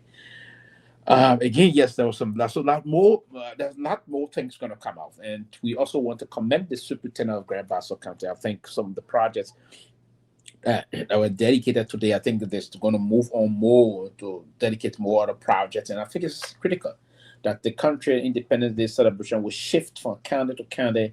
What it does is that even the Madam Sirleaf days, I can recall, we all moved onto Wonderman City in 2011, where there were a lot of projects being dedicated by President Sirleaf and the rest of that. And it helps to bring about some level of some structural changes in those counties that are lacking behind. You know, our country is way behind in terms of infrastructure development. and most of those counties headquarters capital cities. If you were to move into them, sometimes you be shocked by what you see. Places like Riverside, places like Grand Sales, places like Grand Cru, and all those things. Even bombing, Bapuru, and the rest, even Lofa, all across the country. So I think by initiating these things, July 26th, going across the country, also going to help the government to do some program and some projects that can go a long way in improving the infrastructure, the deficit the country has in these counties. It's critical and very important that we commend these things as they unfold. But then, Peabody, you listen to the just concluded video that we played. That was the Investitures program yesterday, and when the president did that. So, I mean, wrap up on this. Just come off your statement here, please. Go ahead. You know, as I said, I'm not surprised. It's an honor, well deserved, for a man who have given his entire life, not only to public service, but for a man who had given his entire life to change another person's life. You know, that is kind of something that you can't even, you don't even know what to say, because Mr. Reed has spent his entire life. He could be living, have all his wealth enjoyed by himself. When he's tired, he donated to his children and grandchildren or to charity and don't give it out. But there's a man who hate to see people suffer. He hate to see people go hungry. He hate to see people, anybody that start a little project that would do something to help his country, he's always in there and giving. He go to some of the least programs, some of the places you don't expect Mr. Reed to be. When you show up, he's right there talking. He's right there giving help and say he want to see things happen. And that's the kind of person we're talking about. A man who spent his entire life giving back to ensure that somebody have a smile on their face. Not only food, but educational, vocational training, and organization, changing from one group to another. That's the person Emmanuel Nuku Reed is. You know, I've seen him around America, everywhere, and every time I see him, he's making sure that somebody have a smile on their face. Every time I have seen him. And he gave, as I said, unconditionally. He gave generously. I mean, he will, if there's $1 in his wallet, he would take it all and give it to you and make sure that you are happy. And he doesn't care who you are. If it's 1,000, 2,000, 5,000, give it to somebody. He doesn't care how big or small you are. He will give it to you. He will make sure that help you. And several projects in Monrovia, in Buchanan. I mean, we go to Buchanan. I mean, people from his village, from Footsville to Highlandville, to you name them, Mr. Reeves have been part of that. He's helping right now with the Basel Hospital. He helped with some of the project at the Buchanan City Hall, or the building, the offices that got the Basel Hospital. Now he's doing a whole new project. And I don't know how to describe him, but he's somebody who is unwilling to see people suffer. He's unwilling to see people go through difficult times. He's a real son. He helped not only individual, but he helped the entire country, the Republic of Liberia. And whoever selected him to receive Liberia's highest honor have really paid homage for his generosity. And we all join in congratulating Mr. Emmanuel Nuku Reed for such an incredible job, an incredible man he is, and to his wonderful and lovely wife, we congratulate all of them, because you know, for the success of every man, good man, you will have a backbone, and his wife have been a backbone. She could be the one to say, hey, we have helped Liberian people enough, we have helped Liberia enough, we're not going to do this again.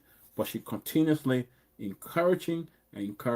So we have so much honor for Mr. Reed, and we pray God blessing continuously on him, as that God will continue to replenish as he gave. Because sometimes when he gave, I'd be like, wow, you know. But Mr. Reed is the kind of person, and we are honored, very, very honored, the closing argument to join with him in that celebration. Sylvester. Thank you. We will take some time, and I don't know if the folks will join us to really go into this situation. It's very important and serious back in the country. All of the critical things, and it's part of the reason why the last time we said, Johnny, can you just mute small? Let me see. Okay, thank you. It's part of the reason why we said the last time that there's a lot of debate coming up. Folks are seeing this thing from across the political aisle, if you will. That, like, we're seeing a lot of things now from the past government, this government. There's this new debate that a lot of people just having a conversation. Is it important that it is important rather that we begin to ensure that the requisite forces were to line up in ensuring that we break this debate all about sparking a new massive political movement that can come in to see if they can do some, probably to change the political trajectory of the country, rather than the two political institutions that have led the Republic of Liberia since 2005 or 2006. There's a lot of problem of holding. If the last government, this current government, when they were in opposition, they attacked the past administrations that they were proliferating the country with coups, even referring to the then former president that he knew about this thing. Fortunately, I would say fortunately for them, they won the elections. The Unity Party won the elections. Today, we have the worst case of drug situation in the Republic of Liberia under this administration that lambasted the past administration. Today, we see court actions. People will go to court, and the judge will set someone free, and then they will come back, and the jury will set, and they say, no, the jury will tamper with. Arrest all of them, lock them up, and say, we got to go back to trial. And the people you doing that, they say, okay, when we come back to power, even the chicken in your house, we'll induct the chicken in your house and we'll lock the chicken in your house. I don't think there's a space the country wants to see moving forward. I don't think so. I don't think so. And I think we'll kill some of those videos and start to play it moving forward, beginning tomorrow or so. There's a need that we move to see how we can amalgamate the necessary forces and show that the new debate, that's argument coming up. And I'm sure that others are going to join, because I'm always being told, someone will come, we need to have this kind of a discussion. Why are you guys not having this discussion? And I'm saying, but everyone, I think, is comfortable with these two. They say no to me. So I think Dr. Peabody, there's time we're going to actually move to this situation to start this new debate, because there's a lot of things unfolding in the country. There's a lot of changes that the country will have to see moving forward. I mean, it's just part of the reason what I believe we're going to start a new marching order to ensure that, because 3 years to the next elections, the country is deeply polarized. And this kind of a polarization will push the country to nothing, just between two political institutions that are doing nothing but just trading accusation. Oh, we did this, we didn't do this, we did that, we didn't do it. Even on a lot of roads, they are debating on these things. Dusty road. Oh, we did the road you do in 2 months, the rain come and damage it. You debating on those things. Like, oh, we did this. Our time, you could go to this place. Nothing is unfolding in the country. It's just a time that we call for a massive change and mobilize the folks of the Republic to come and have a say, Peabody. I think you're right, Sylvester. This is about, I think there should be a tear wave now, because what I see is the level of hate. Oh my God. I haven't seen two groups of Liberians that hate each other. The other group who came to power from the Unity Party, they should be the one uniting the party, the country. They should be the one of bringing everybody together. Say, look, let bygone be bygone, as the Liberian will say. Let's bring our brothers and sisters together. You are not in power. But instead, you are telling them, oh, this is our time. We're going to do this. We're going to do that. And it's all about hate. Look, I went to Liberia one time, and I had the opportunity, I think it was last year, I had the opportunity to go to SKD to watch the soccer game. And I was sitting somewhere with part of the Unity Party officials. And some of the former officials came in, and you could see the look. They didn't sit together. Some of the officials, my friend, they had to come sit beside me. The guy was sitting all in the corner by myself. They only felt now, yeah, this is our time, and we don't care for these guys. These guys hated us. You don't see that unification in the country. You don't see the Unity Party saying, hey, this is like, bro, we run it now. Let's bring everybody together. You don't see the leader saying, hey, we're not taking side again, but let's take control of what the situation. You don't see that. All you see is just that resentment from each other. I mean, they hate each other so much until some people can't stand the guts. Some people want to pay back. Oh, yes. And that's why you see a guy there.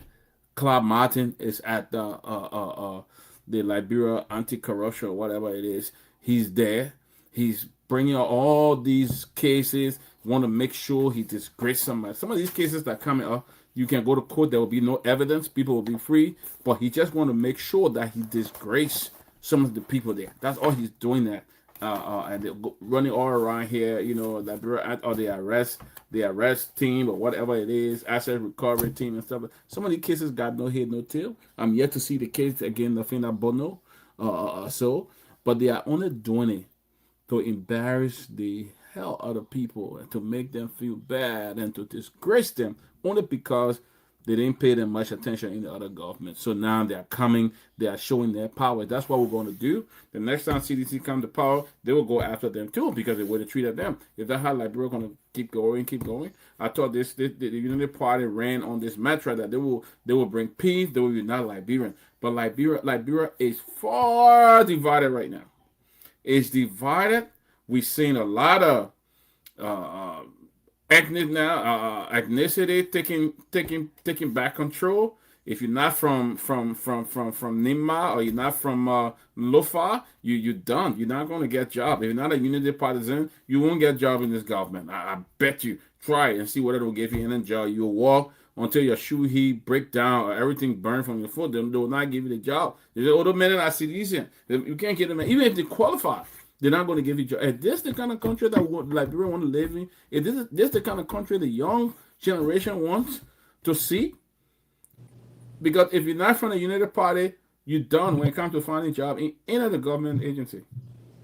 They're not going to give you a job. Or if you're there from another party, you have to be quiet. Because soon as people see you, they will, oh no, that man there, that CDC didn't man, that CDC man. Is that the life we're going to be living in Liberia? Because this person supported CDC, so he found no way of working in this government. Is this what Liberia need? Look at the drug situation.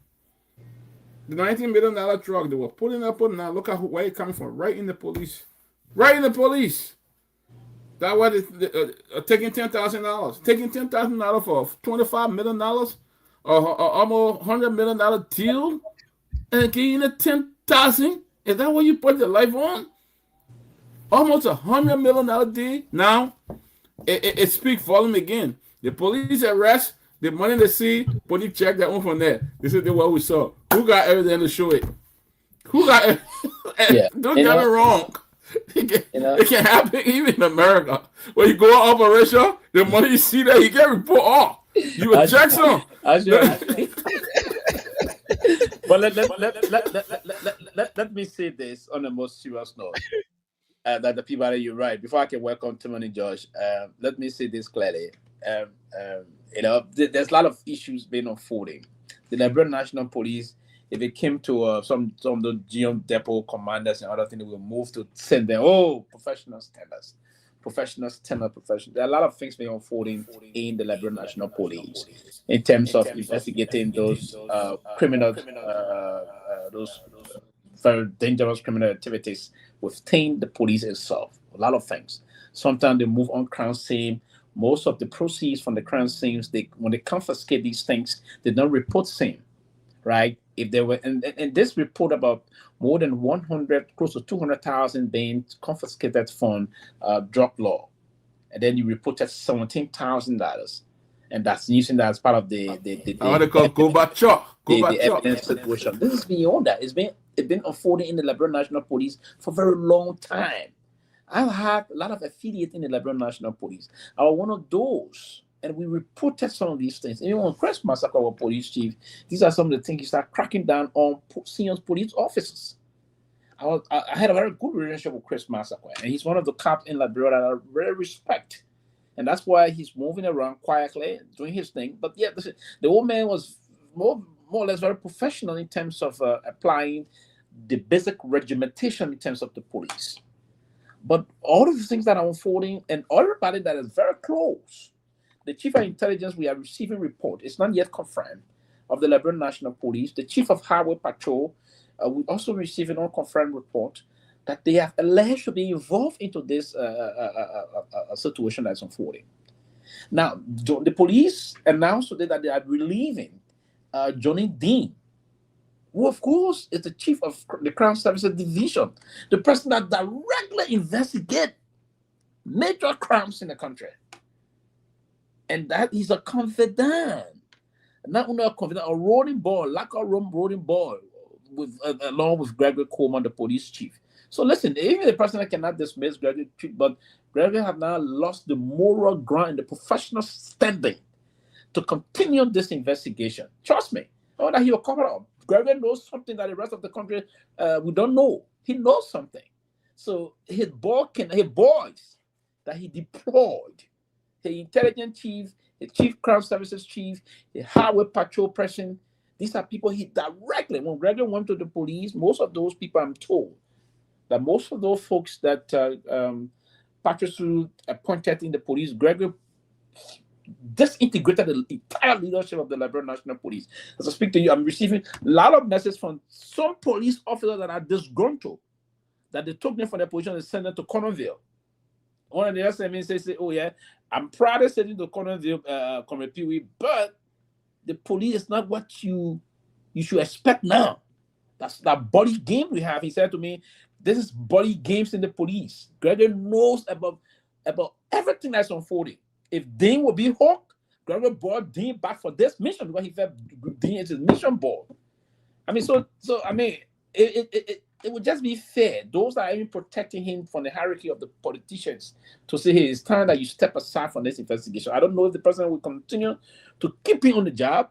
I don't know. It's not my responsibility to say he should leave. But I would say here for now, Gregory should step aside from this investigation. I believe Gregory is holding on to this investigation because he wants to protect something. He knows something. Too many George, we just want to take this time to welcome you. We've been discussing a rate of things, but we just discuss other things about some initiative that was taken by the president of yesterday, the Veterans Program, the honoring of certain Liberians and other things. But we focus more or less on this debate that is out today about Johnny Dean being linked, the chief of Crown Service of the Liberia National Police, and about this involved with this almost $400 million worth of drugs that were just busted yesterday in Liberia. So that's one of the things we're discussing. Welcome, Gayman. Yes, gentlemen, it's good to be on the show again, especially as we move closer to the celebration of our country's 179th independence anniversary. It's just happened that we find ourselves in foreign land, but I know we all have played our part. We have blessed families and friends back home this Christmas 26th time. And like I was telling somebody just now, talking from Liberia, I said for us, all we do is just go and watch a soccer game or do something, but we some people, a good that 26 falling on the weekend. So those who can work, who don't work weekend, who don't work during the week, or who work during the week, they will have time to go to these activities. But let me say first, I want to congratulate the Honorable Emmanuel Nuku Reeves for such an honor, Liberia's highest civilian honor. And I think that's long overdue. And so I want to commend President Boyka and his administration for bestowing such an important and distinctive honor on a great humanitarian, an eminent statesman, someone who continues to be a blessing to thousands of Liberians across the country, even in the U.S. I've seen him in programs where he contributes. Man, you won't believe it. You know, he's not someone who I noticed, I've observed, he don't boast or brag.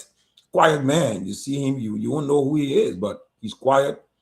And for the president of Liberia to honor him this time around. And let me just say this. He was active during the President's leave, President Wea. He was doing these things, but I don't know why he wasn't recognized, but maybe it was the time for everything. And God decided to recognize him, and Liberia is paying him this respect and honor, which is something that is commendable. So I want to commend the president for recognizing Honorable Emmanuel Nuku Reeves, his contributions to our country and to education and humanitarian and development. And I would say this: if the good thing about it is that this is a man who is not even interested in politics. I was told the first thing people say, "Oh, that man, you want wrong." Somebody said, "No. That man, he go near politics. He's doing he's what God gives him. He share with people." And so imagine if this man was interested in politics. I mean, you think people are gonna even stand and the amount of people this man have inspired, have impacted their lives. They will all come to start endorsing him and running his campaign. But because of his generosity, he's decided to be a help to the Liberian people, especially the people of Grand Bassa, Bassa High School, the United Bassa Association in the Americas. They can testify to his generosity and what he has done for our people across the world. So I want to congratulate Mr. Reeves for such an honor. And I will say this in ending: if those who are running for representatives or senator job in Bassa 2029, they're lucky. If this man decides to endorse any candidate, I can tell you up front, that person is a winner. I repeat, if Mr. Reeves decided to say, "Well, I will endorse John Brown for senator or for representative in Grand Bassa 2029," whoever is running against that person, you must just forget it, because people of Bassa will listen to him. He's a voice. So the people of Bassa, they respect him a lot for what he's doing this holiday season. I was watching the video. He giving rice and oil and food and to people across the Grand Bassa County, not only in Grand Bassa, but across the various districts of Grand Bassa.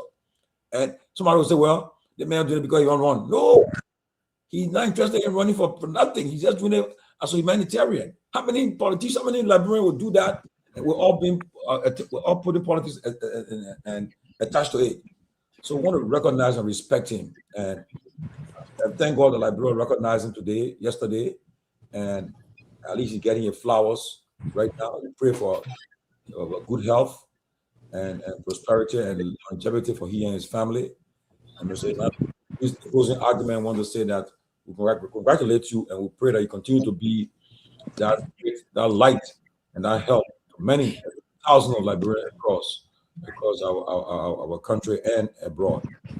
Question on this other issue about this drug. Look, today we were working the phone lines and so forth. As I was coming on the show, in fact, I expect Honorable Akaros Moses Gray to either come on the show tonight, or he will make a call to join the discussion. But I'm told that there's a discussion in the Liberian government, in the economic government, that the president needs to take some action.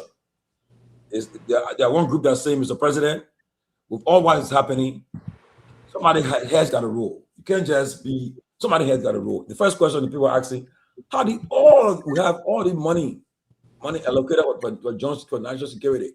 You get NSA, get 18 million. And then the drugs, how they enter the country? How they came in the country? How? We got checkpoints all over the country. When you travel and in Liberia, there are checkpoints that are posted to our various posts of entry, our various entry points. So how the drugs when they come to Liberia? So they say that somebody immunity, they enjoying somebody immunity. Somebody say, "Well, because I've noticed, you selling cars in Liberia, you go to checkpoint, they just wait that car will pass. They won't check that car, and those are the cars that are bringing that are transporting these things. And so it tells you that somebody higher in government is involved. And I don't want to believe that the Dean fellow, he will look at $300 million and take $10,000 to spoil him and just bring his grace on himself. But I can tell him today, I'm sure you listen to the show because they put you in jail and still have access to the radio, to TV, listen to all this stuff. You better talk. There's not time to come and say, well, I'll take you 4. And then somebody tell you, say, take the 4. And a day we'll get you off. No, it's not time for it. Because your whole life is in trouble. You're destroying your family, your whole family, your life is in trouble. So if you're going to sit and allow yourself to be used as scapegoat while other people enjoy, then I think it's up to you. And people just will end. You know, when we sit on these shows, people overlook us, but guess what? Somebody just called me from the person said, there's a lady just called me and said, imagine now, this lady, she said, oh, you see this man, so I said, oh, for you. So she said, but I don't give information. I said, what information? She called the name of the person all. She said, this era I'm talking about, the person, the compound, the person got these kind of cars going in that era, and that person is involved in the same thing. I said, what? But then I said, he's a citizen man. So you think, even though you're talking, so if I get that intel, you think the people they will say, when I want men to put on, they won't hook up. So I said, the best way to do this thing, we got to do it in a way that there will be no way to compromise. Even if they get a search warrant to search that particular building, a particular home in this compound, there will be no way to compromise it. So we are studying it. I will discuss it with my guys maybe later on. I will call the name of the person and we'll discuss it and see how best they can enlighten the public about what happened. But people are not getting information. Give information and say, look, that particular building is in this compound. And there's a guy who shall come on the show tonight, Mr. Oman Tariq. He said something yesterday. You have been a guest panelist, but I've not been able to get hold of him. He said, do we ask the question? You see John Brown in Monrovia, he's driving a car that costs almost $100,000. He's not working with the government. He's not doing business. And then the home he lives in is like a mansion. I was asking the question, how do people get the income? And mind you, the very John Brown, you see officials of government visiting John Brown. They go to visit him and like that. He holds these events in his home, have cook out to his house, and the compound is well decorated. And when certain people are allowed to enter to go for these events, I would ask ourselves the question, how do people the survival? These are questions that need to be asked. But the issue about now dismissal, my friend Greg, I hear he's under pressure now. There are people in the Liberian government calling on the president to take some action, and to the Joint Security, the chairman, who is the Attorney General. They even call it for the Attorney General to be dismissed because people believe that he's not doing much. And with all the things happening on his watch, in a civilized and a good environment, such a thing happened, hair's got to roll, but nobody has been held accountable yet. I don't care. They say the boss will take the blame. You notice when they attempted to assassinate President Trump, what happened? The Secret Service director had to resign. They forced the director to resign because they felt that regardless of what happened, there was a poor arrangement. That's how the president got shot. So I think it's necessary that the president really acts accordingly, or else things there'll be no here, no tear in this thing. Thank you. The reason I think before I can welcome quickly, Sarah, welcome, and that of the Chief Nagbe himself, welcome.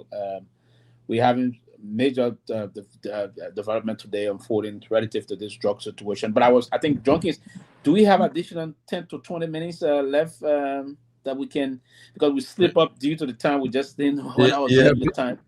Yeah, basically we got 1 minute.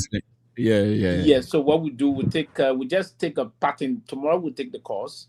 Actually, we just take a brief pattern comment from statement from you. Then we move back to our panelists quickly.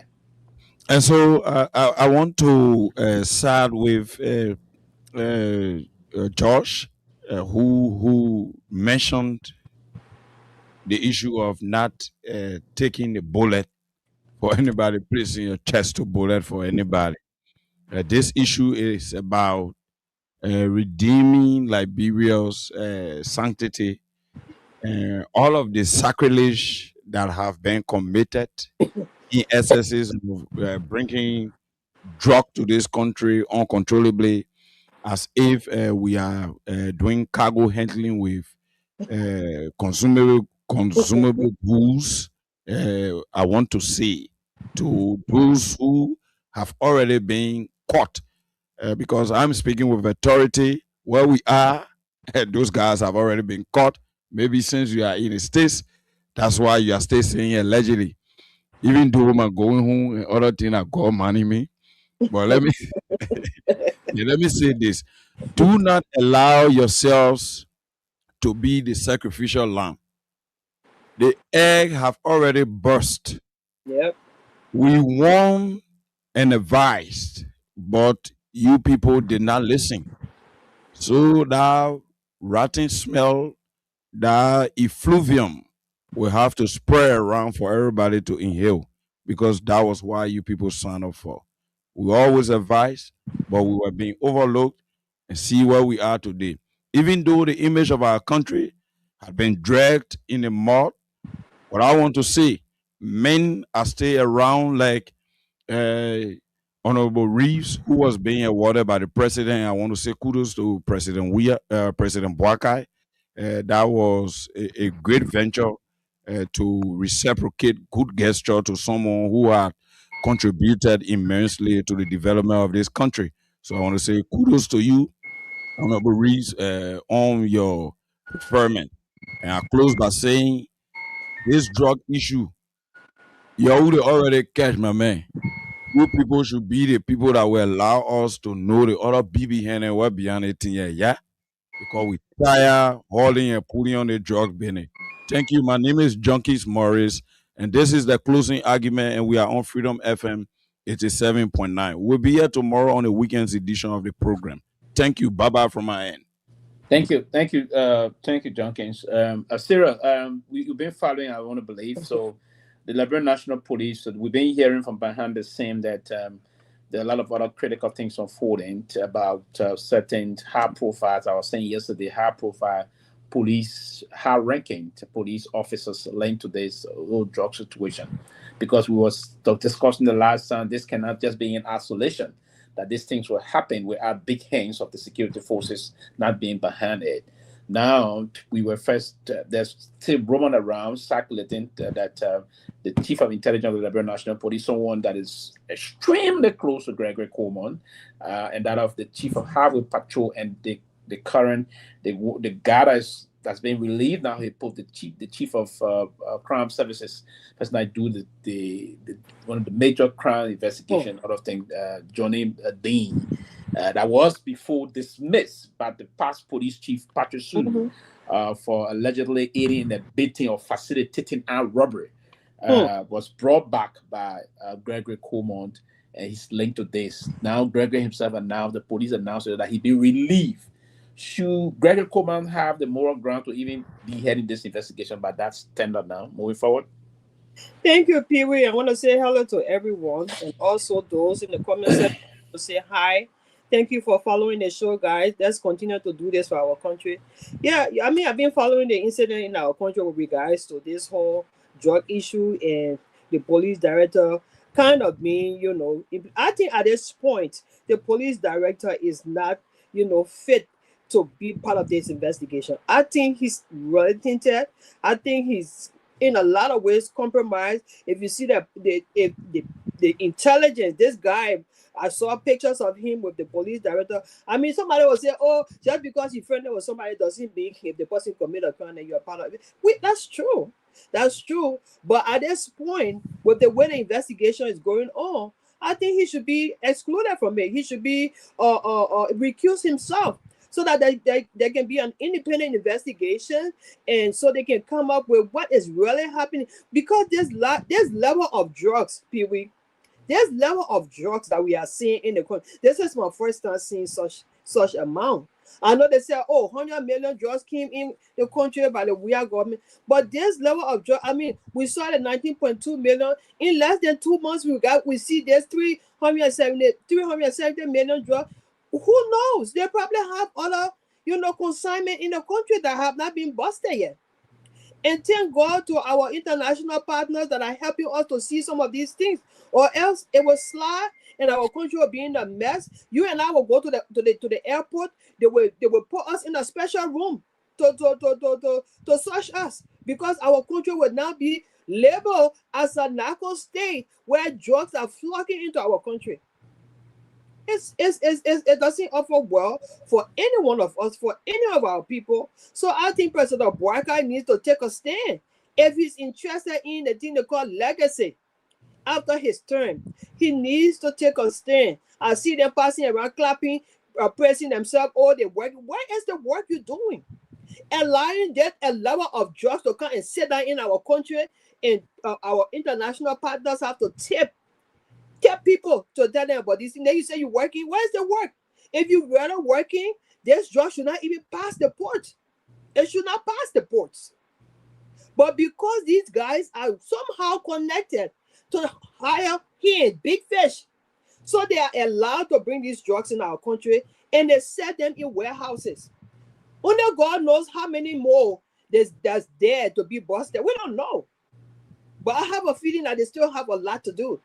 So absolutely, if President Bouaka is interested in legacy, and when he came to power, he told drugsters to tell us that, oh yeah, he's going to fight drugs.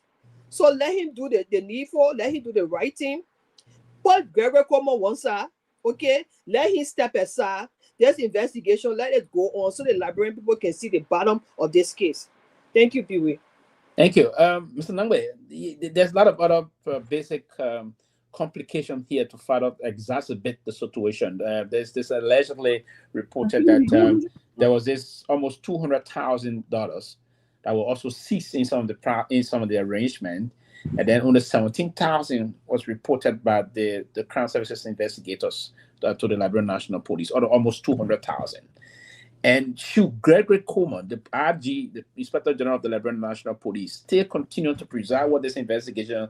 Now, there are certain folks that are saying, oh yeah, at least he will leave on his own. So he's trying to be transparent. Should we still continue to allow him to preside here, Mr. Nagbe? Look, from what we're hearing now, and which I believe the president has known all along, some of this information, we understand some of this has been with the president and the leadership team since September of last year. So I believe most of what we're knowing now was already made very clear to the president and his team.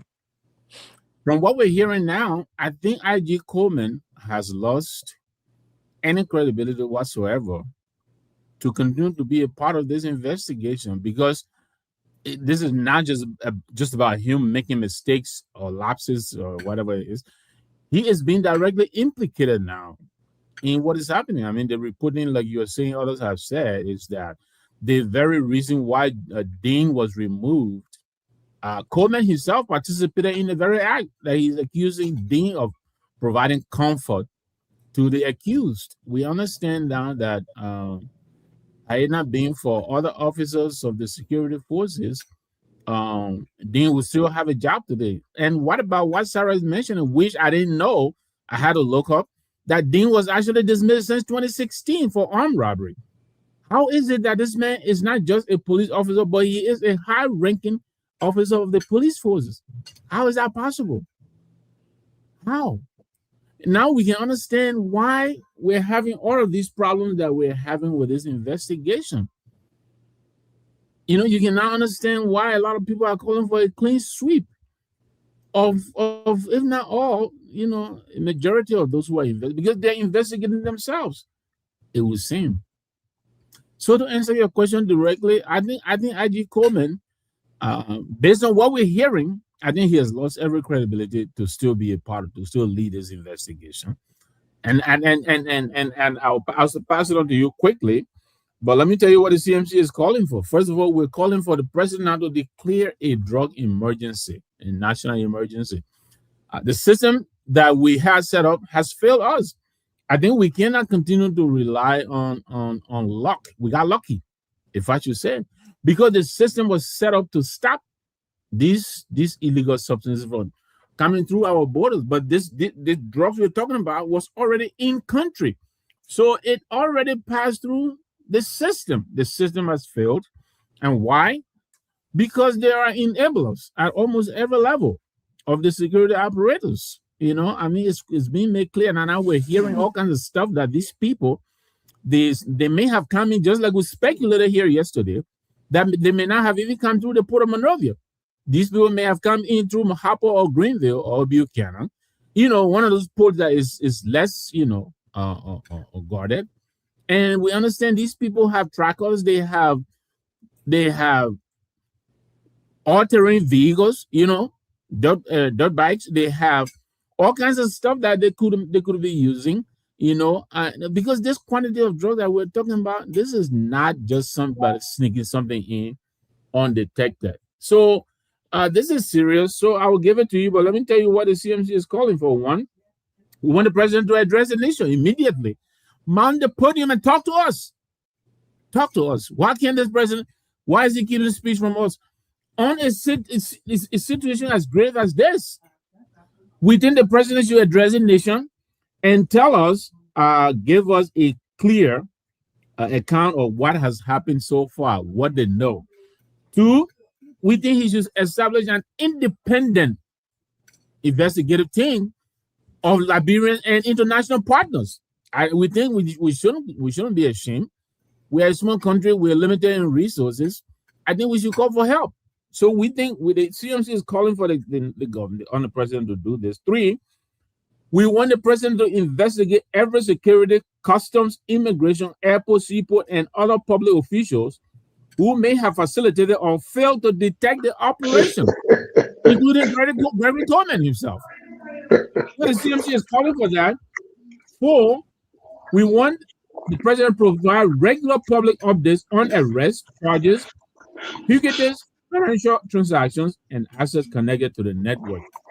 Five, we want him to conduct an immediate security audit of our airports, seaports, land borders, private warehouses, and other vulnerable entry points. And finally, six, guarantee the secure custody, scientific testing, and transparent destruction of all these drugs that have been seized. I don't think that's too much to ask. We're basically asking him to get up and do his job. And I agree with the CMC, the president is not like he was sitting somewhere retired. We went to beg him to come in and do this job. He actually begged for this job. He begged for this job for 12 years. So now he has a job. Why can't he do the job? He's acting as if to say he's doing us a favor. President He was a packed car. He doesn't want to talk to anybody. You know, you ask him a question, he's giving you cheek. He was a packed car in the garage. So to answer your question, Sylvester, the short answer is we think IG Coleman and all of his higher ups who have been implicated here, we think the president should quickly, I don't even know if quickly is applicable right now to the situation. It's been almost 2 months. It's not quickly anymore. So he needs to please get up and do the people's job. But it's going to be with you. Yes. All of you're atomizing these points basically. The last one, can you just go with the last one? You said something. I'm sorry, I was muted. No, the last one I said, number 6, guarantee the secure custody. Very well. Scientific testing, yeah. All of this stuff is easy. I intentionally asked you that question about the last one. The last one is a very important point. Now, these cartel guys, now that the amount of drugs we're talking about, there's almost $400 million. They may be on the flight now back to Liberia to show that they retrieve it. So the custody aspect is very critical. It is possible that we can come and spend some couple of millions of dollars to allow these guys to go buy some and present to the Liberian people and retrieve the original. Look, Sylvester, I am absolutely agreeing with you. Let me tell you this. For our people who are listening, who may not understand the magnitude of what we are up against, we are almost approaching a Mexico kind of situation where the cartel have more money than the government. Yeah. The money we're talking about here, and people have seen all kinds of calculations, we're talking about billions. money that surpasses our GDP or our national budget. So these people have enough money to bribe any and everybody who is on the take. And this is why we're calling on the government to invite help. We think we're at a stage now where we have to admit that we need help. These people have a lot of money. There's a reason why they choose Liberia. It's a small, poor country. We're vulnerable. They have a lot of money to spend, and they're spending it already. And that's a very important part. And that's my concern currently. The handling of it now. Where are we? Who is in custody of this? That's a very important thing that we don't even know. Because the same people that are coordinating with them, some of them are still part of the custody chain here. And I know when these kind of things unfold, they will not sit and allow. That's a plenty of money. It's a poor country. A lot of the government officials are corrupt within the security sector. It's a clear thing, and that's a clear manifestation of what unfolded. But when saying Johnny took 10,000, we want to find out the details behind this thing. This is not about, we all have most of our relatives, our cousins, our little brothers and other things, our nephews, and all those things link.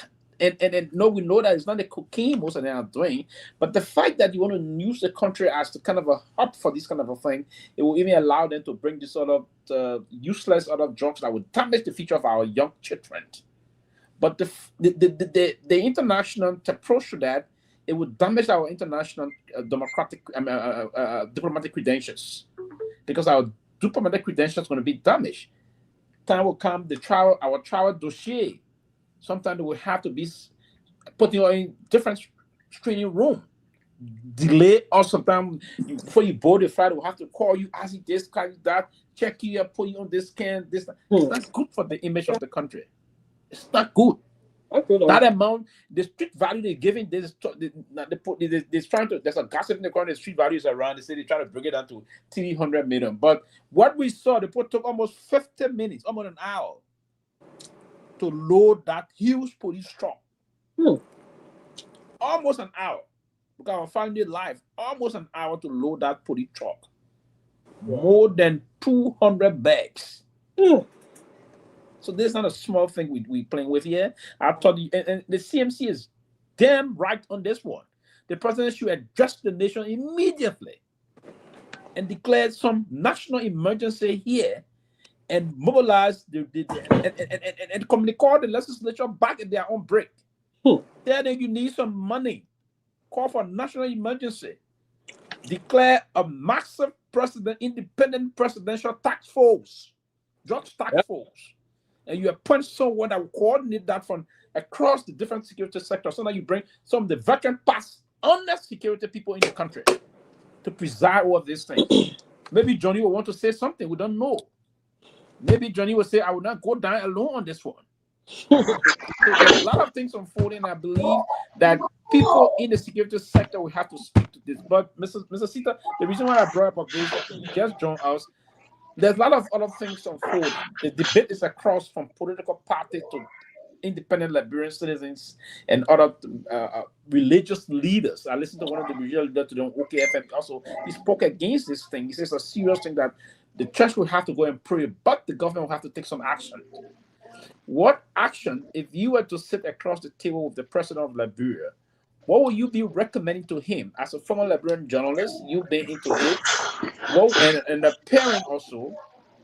What will you be recommending to the president so that we begin to stem this and stem it the way we stem it? That I know we cannot eradicate it, but we stem it significantly so that our country will come from this kind of a land. What will you say to him across the table? Would it come a news coming out that the police higher up the Liberian National Police now linked to this? It's not under Ossad, it's not under Diallo, or not under Marco Brown, not under Imara Pa, but we now have Johnny Dean, who was dismissed before from the Liberian National Police for allegedly, allegedly, or who was dismissed from the Liberian National Police because he was dismissed because the investigator from the Professional Standard Division investigated him, and they found out that he facilitated and supported, colluded with armed robbers to arm rob peaceful citizens and proceed from there.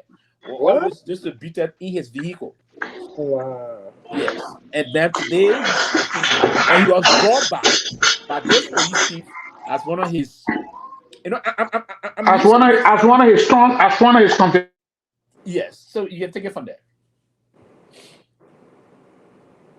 We can hear you. Let me just say this. It is mind-boggling and it is disheartening that information is now filtering out that senior officers of the national security apparatus are colluding with the drug cartel. It is troubling. And if I am advising the president, I will immediately ask him to set up an independent task force headed by a drug czar.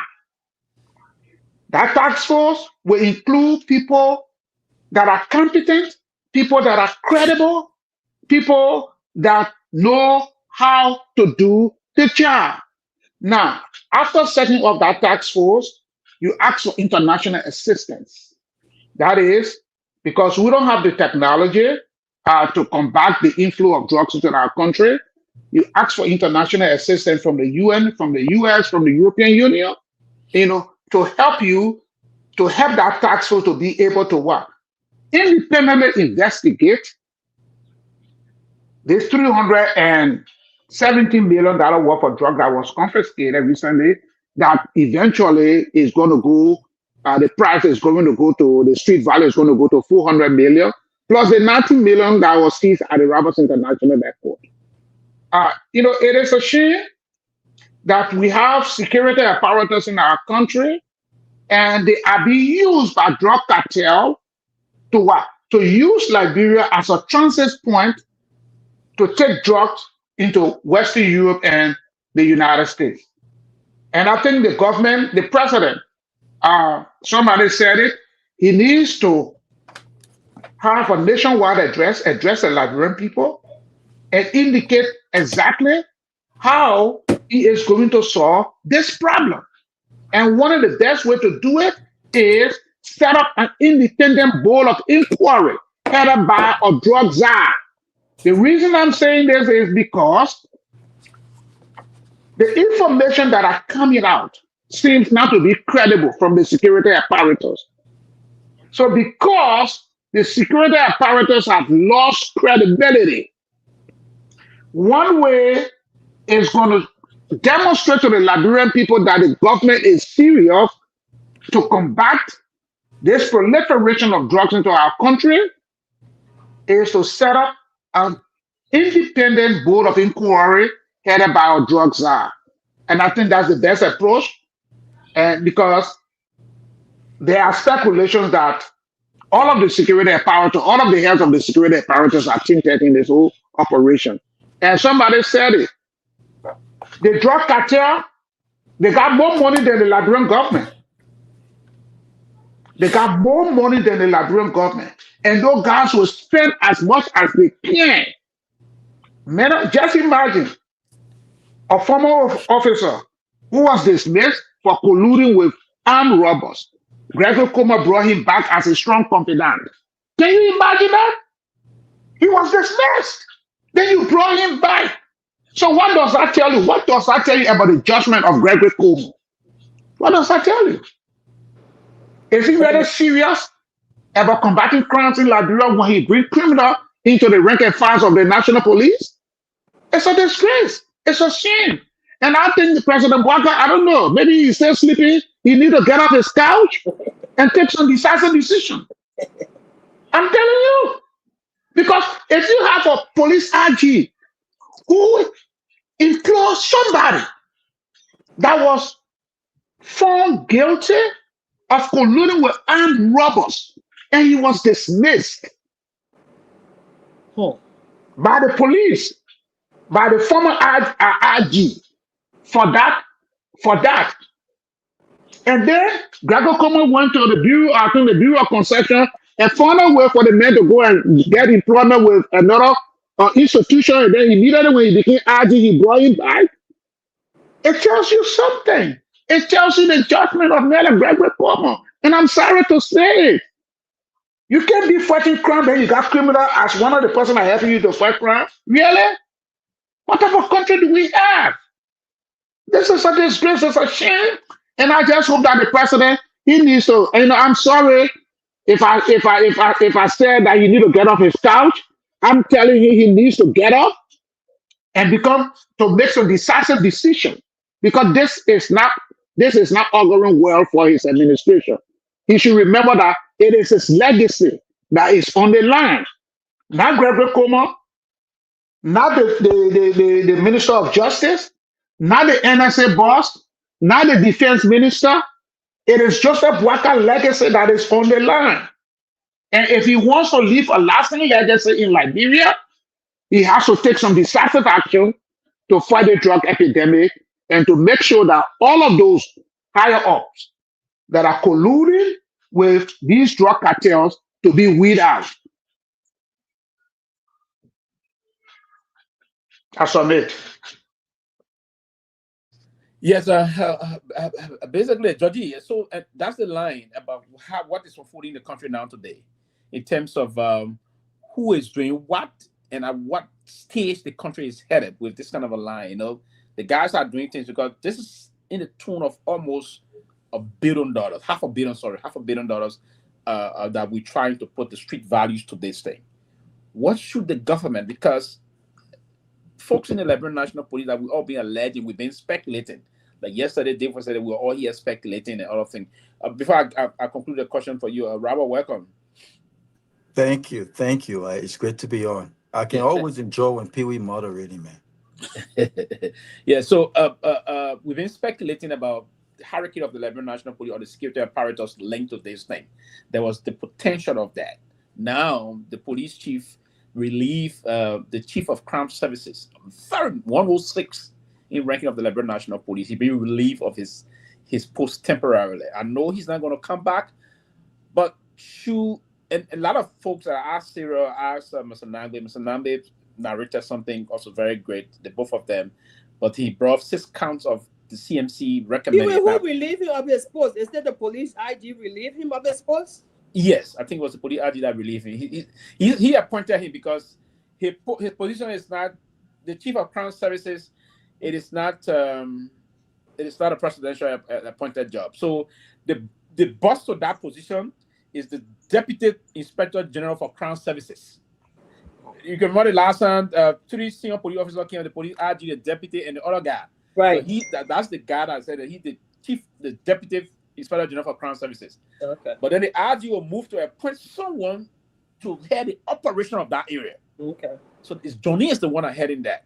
The IG will appoint. When the IG came into, before I can go quickly, when the IG came to the police, he dismantled all of the people Patrick Sudu brought in. Right. He took all of them from there. They got somewhere in the Liberian National because I'm familiar with the police. I've worked before with the former IG. I used to do some media work for him. Chris Massacre doing man study. So they got somewhere in the police they call Cornerville. And they take your senior officer of the police when they say the Cornerville, they got some rope. Oh, they say that all the former BP guys. And the Cornerville guy can be the disgruntled and frustrated one. So any information that will happen, they will know. Then they will tell they are the one informing all about those things. So yesterday when I was talking, when I said that senior police officer, they knew already who. So too many. Should the president actually act immediately and go by the recommendation coming from the CMC? Some of the recommendations? But besides the CMC, right now, as I said, the president is in Basel tonight, and I'm hearing that this drug issue have taken the whole Independence Day program to a different level. It's all been discussed, especially the development that occurred today. And there are calls for some CM, including the IG, to be relieved of its portfolio, and that's the discussion that they are having. And so we don't know what will happen, but somebody just said that we should expect to hear some big news, some change from the president. We said, well, we hear these things all the time, and we just hear these things and nothing happens. And the president will give an address to the nation on an important issue that this. He usually send a recorder. Instead of facing the Liberian people, get into the microphone and have a teleprompter or whatever the case, and speak to Liberian people. Let them see on his face that he's serious about what he's saying. But just a recorded message, it made people there feel that they really don't care. But honestly, you and I know in America, in other countries, in a serious place, whenever such a thing happens, heads got to roll. Somebody got to be held accountable. Somebody got to be held accountable. I think recently somebody got fired. Somebody had to resign because something happened, and the person with the head, they had to resign.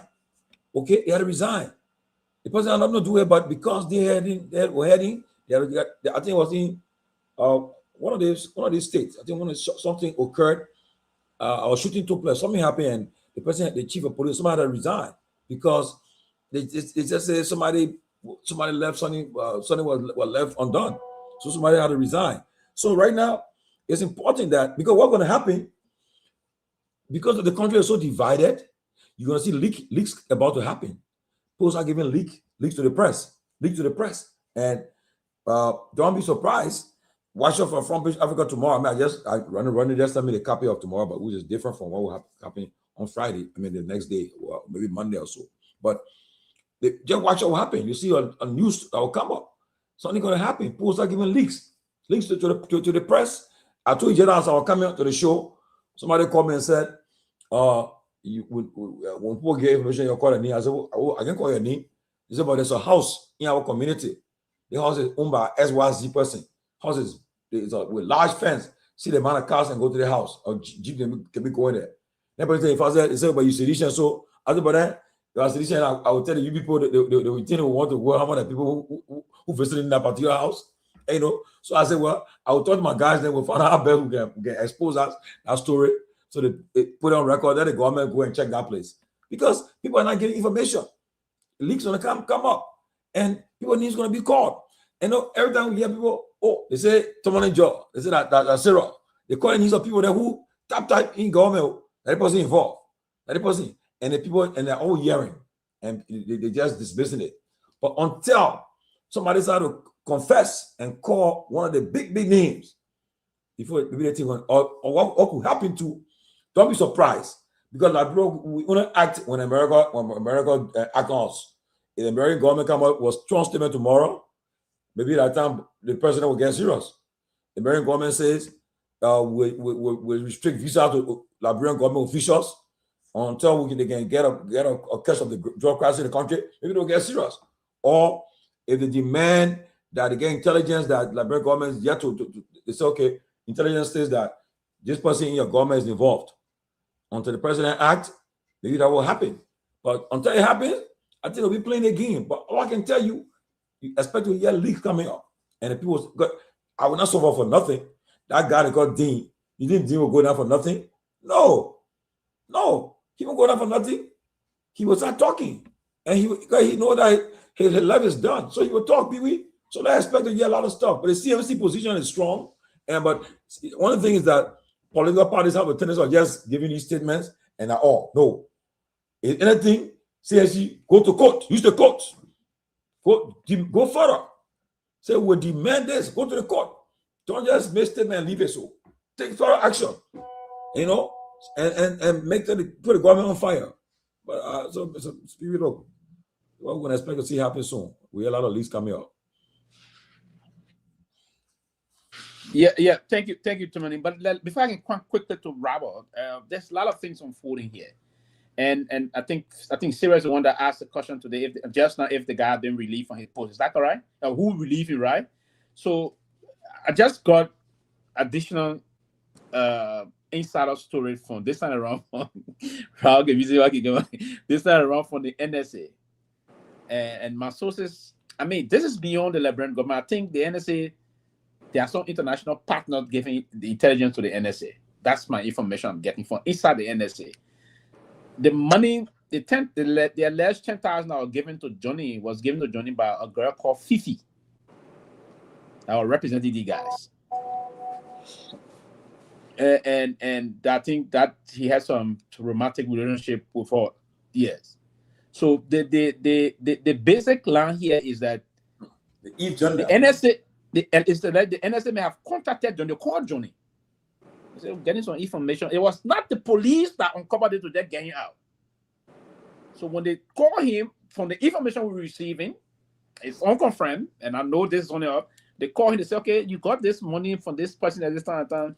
He was sure he was late. He got the story to him. He said, yes, I got this money. It's allegedly reported that he said, when I got this money, I took it to my chief, and my chief gave me $2,000.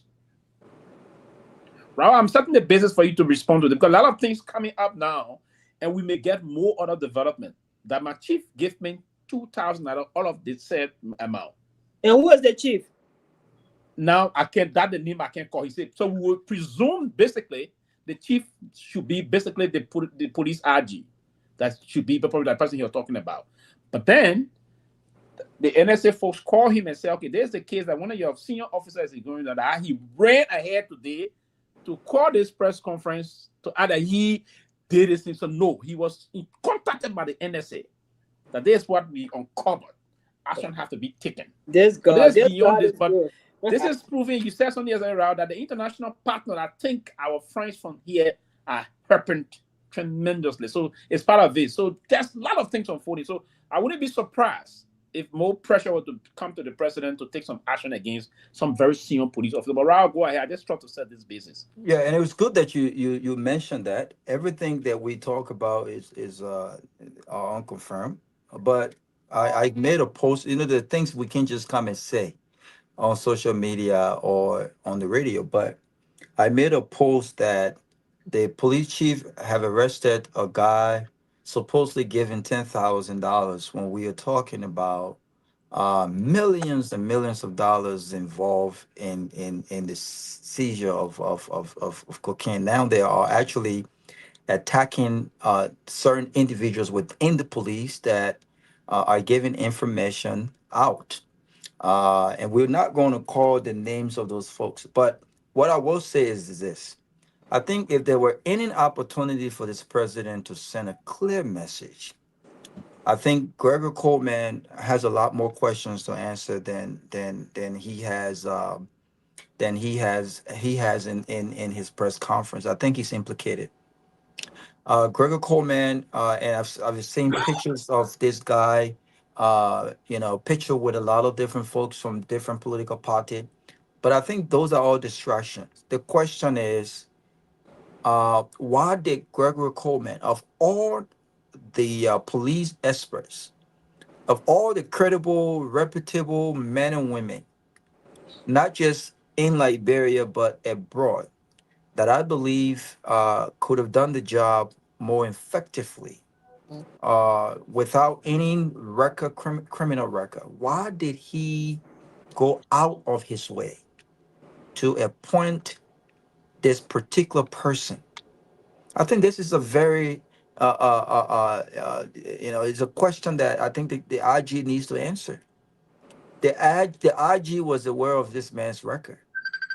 The record is not secret. And so why would you take a criminal, given everything that we know, given the lack of professionalism that the police has struggled with? Why would you take a criminal, right? And even those close to this Johnny, even those close to him have questioned. This is not the first time Johnny has been involved in these acts. But is he by himself? No, he's not. No, he's not. And so, everybody giving the president advice. I heard Mr. Siton calling on the president to set up an independent investigation. Everybody calling the president to do this. But have we really thought about this? Joseph Boakai came to power with the message of experience, the need of experience, that the former president was not only uneducated, but he lacked leadership. He lacked the necessary experience to lead the country with all of its complications and the complex issues that we're dealing with, both at home and abroad. You needed someone who understood the dynamics of governance and government and dealing with all of these issues. How is it that the president is always being told what to do? How is it that this president is always been advised on what actions to take? How? I think that's very concerning. And for too long, we've asked this question. Is the president in control? I asked Ragnar C this question the other day, not because I wanted to ask the question, but I wanted us to really think critically. Is Joseph Boakai in control of the government of Liberia? If you looked at everything that has happened, and the answer is very clear. Joseph Boakai is not in control. He is not in control. I think Gregory Coleman needs to go.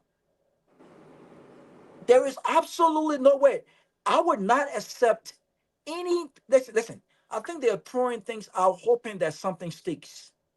Anyone who believes that this $10,000 in question just, came out of nowhere and was given to this person, and he's the only one involved. $10,000 in a drug bust that we're talking about hundreds of millions of dollars.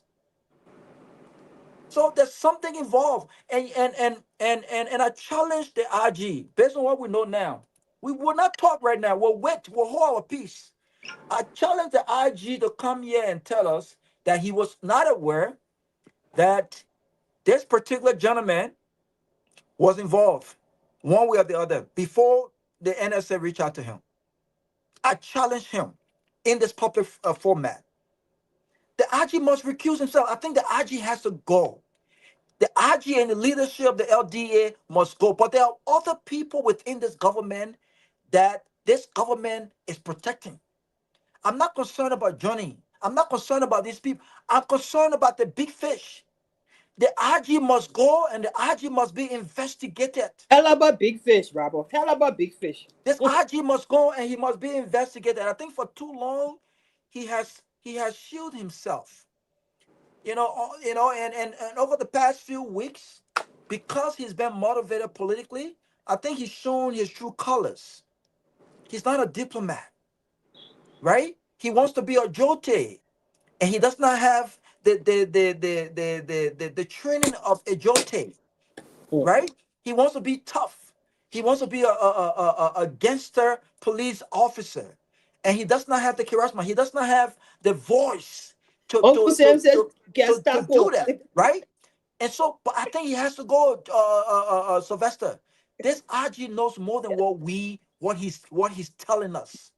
The fact that he got this man, he went out of his way. There are intelligent people, young people. I mean, you got Alfred Johnson, you got all of these detectives. There are intelligent Liberians home and abroad. That this IG, if he was serious about transforming the LMP, this IG could have gone and got credible people. Why did he go for this particular friend of his? They've been knowing each other for a very long time. They go way, way, way back. Why? Knowing his criminal record. So I will stop here for right now, and I will say that, no, the police have not tried to collide. I think the police have already collided. I think the LDA they're all compromised. The government must act. I am not going to give this government no advice, Sylvester. I think this president is experienced enough. Whether or not he's exhibited that's solely up to him. We'll leave it with them. But something must go. Something needs to happen. Okay, Mr. Nagbe, there's this now. I know from the perspective, I'll continue to push you on that a little bit because it's interesting here. Sure, because every political party is a potential government in waiting. The CMC and other political parties in Liberia begin to also extend some to call request some helping hand from our international partner, particularly the U.S. government. Will you encourage your party to do an official communication saying that you think as a political institution that most of the hierarchy in the security forces, particularly Liberian National Police and the DEA, are compromised, will need some support. Because the very U.S. government spent billions of dollars on Liberia to ensure that we have peace today. And these are things that got the proclivity of undermining the very peace they gave us. Will you be encouraging your party to do that? That is done outside of the realm of possibilities, but we think it is unseemly to do that as the first move to make. We want to speak to our government first, but absolutely, I think this has been on the table for quite too long. And so I'm not speaking officially on behalf of the CMC, but that is something that will come up during our meeting. That look, because Sylvester, the president leads all of us, but our collective faiths, our individual, your faith, my faith, we are all inextricably linked. And whatever they do, you just said that. You travel here, they pull you up. There is a ton of breaks that will result from this situation being mishandled. So we all are watching and we're very concerned. But yes, to answer your question, that is something that I have asked Musa this question. If you remember, we have we've asked the lawyer to go and seek clarification on this legislature that attempt to establish 16 additional seats. So we have options available to us. We intend to pursue them. But we wanted to, we talked about the possibility of coming out in the streets. That is on the table. And we're encouraging the government to do the needy, now that we're serving them notice. I'm sure this is not going to be something that will take off the table if they're seeming to be unable or unwilling or both to call for help, because it is clear now from all that we are saying, and the information is still coming out. We are understanding now that, and then Robert talked about the president's experience. We all talk about it a lot, but maybe he's way too much of an insider. Maybe his experience is a handicap. He has too many entanglements because he's been in government for such a long time. Because we're hearing now that there's some of the people in the legislature who are directly involved with this. So Fofana, he said it, the deputy director at operation at LDA. He said that a couple of months ago. He said this drug thing, he said it touches every layer of government, from the judiciary to the executive to the legislature. So if this president is feeling so entangled and compromised, we're not going to sit here and let him jeopardize and make us a pariah state and make us a narco state. Do you know what it means to be a narco state? First of all, you have visa restrictions. There are places you cannot go.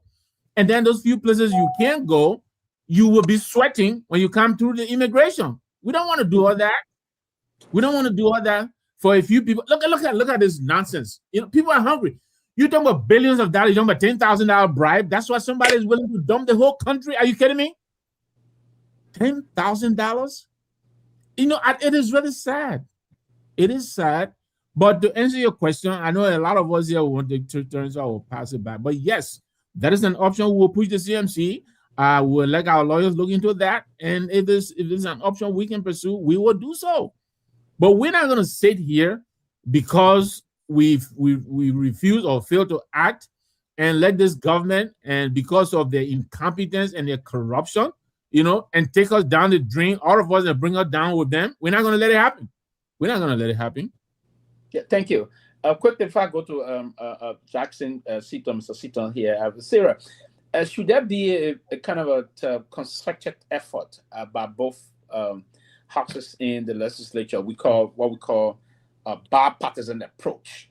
Some independent lawmakers will come out and come serious with a joint resolution to the government that this is embarrassing the country. We all going by large, we're going to be embarrassed moving forward. So this is about time that you take, Mr. President, you take a very serious decision by removing all of those. I mean, the entire leadership of the Liberia National Police, take this investigation for them, set up independent investigation out. If we don't do this, we will not do any legislative business, because we want to protect the image of the country. Should they move now as a bipartisan move, the House and the Senate to take action? Yes, but Pewee, you and I know that they both, House, the Senate and the House of Representatives. You and I know that they're both compromised. We have a regime speaker. We also have a regime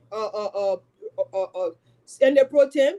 So I don't know how many independent lawmakers there are in both houses. I don't know if they have some boom, because we didn't see them work during the COFA.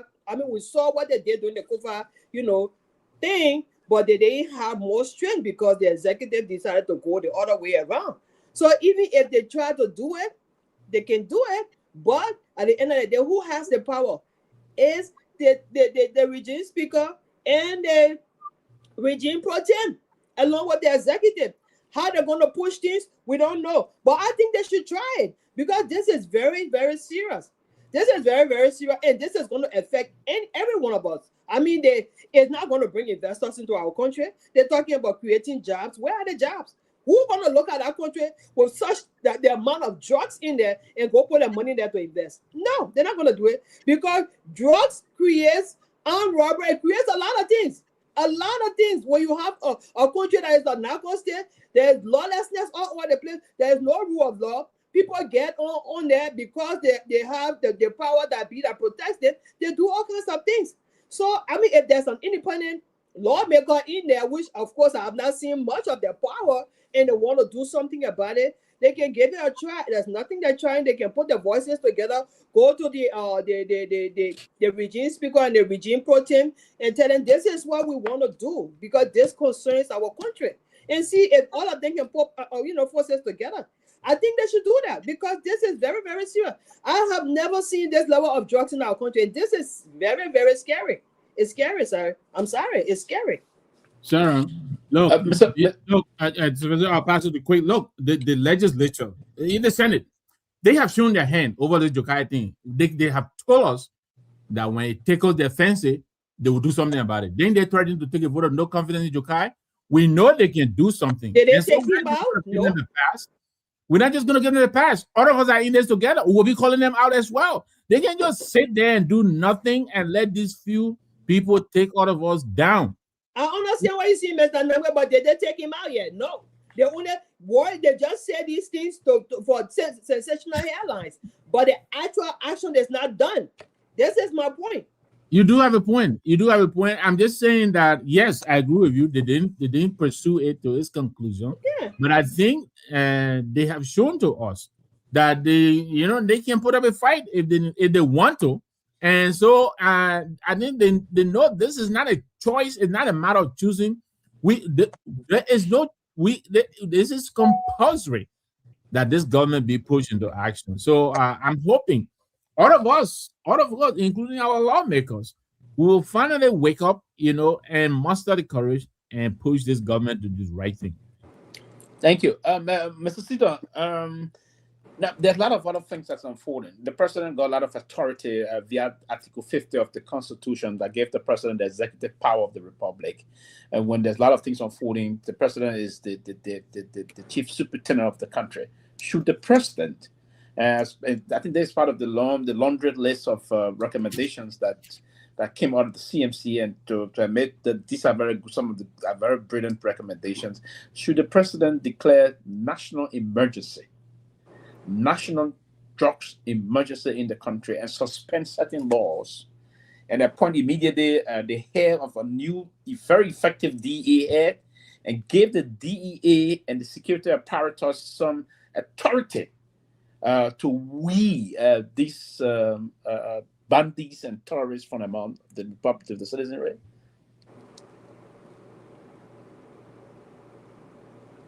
We're not getting you. Sorry. The president has the authority to declare national emergency. But let me take you back. If you recall, From Free Africa published a story recently, I think last week, which there was a confidential report that was submitted to the president about the same drug trafficking in Liberia. And in the recommendation, the recommendation called on the president to take a decisive action to combat drug trafficking in Liberia. If not, Liberia will become a narco state. Immediately when that report was published, what happened?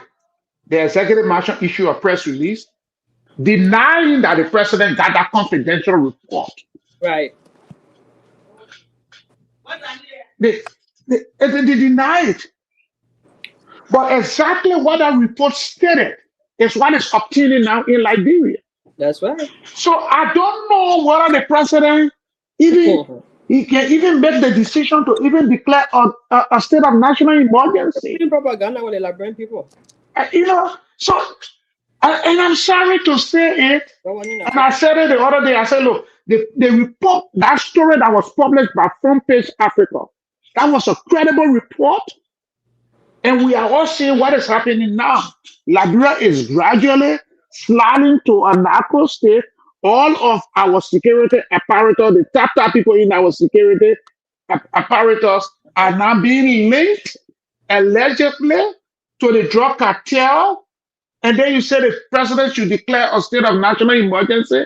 I don't know. The president already had a report on a death more than a year ago. He should have done that. That was not done. When the report was published, the executive marshal key, they beat on Rockness here. But guess what? Look at what is happening now. And then let me just quickly talk about the national legislature, whether they can come by and be able to, bipartisan way to be able to call on folks from the national security apparatus to come for a public hearing to discuss what is being done to combat the proliferation of drugs in the country.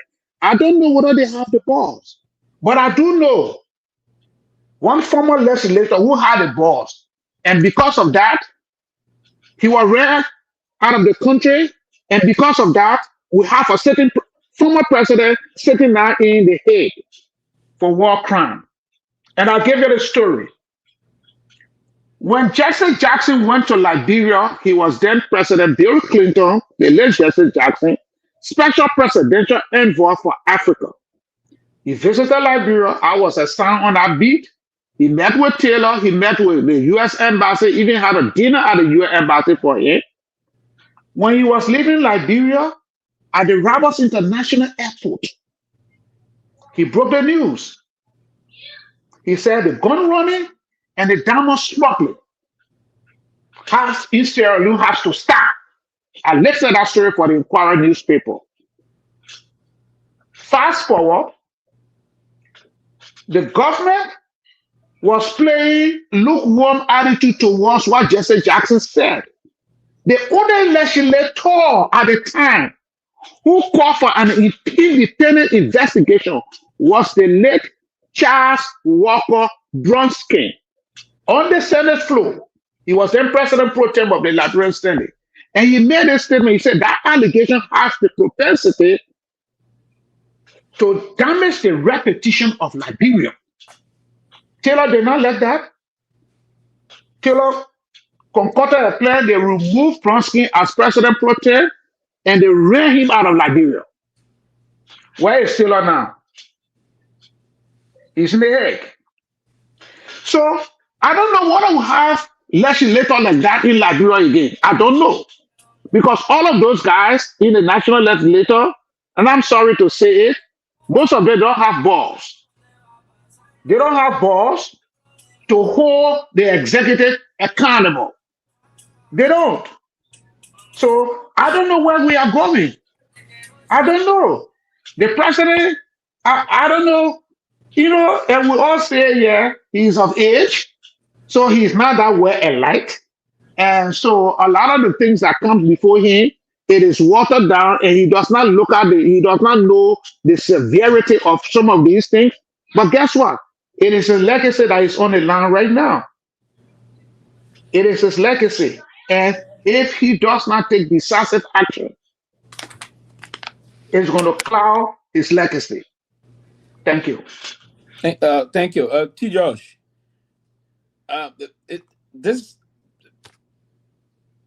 Mr. Sister just talked about concluded on the note, like I said. But this is about the national security of the country, and it also is important.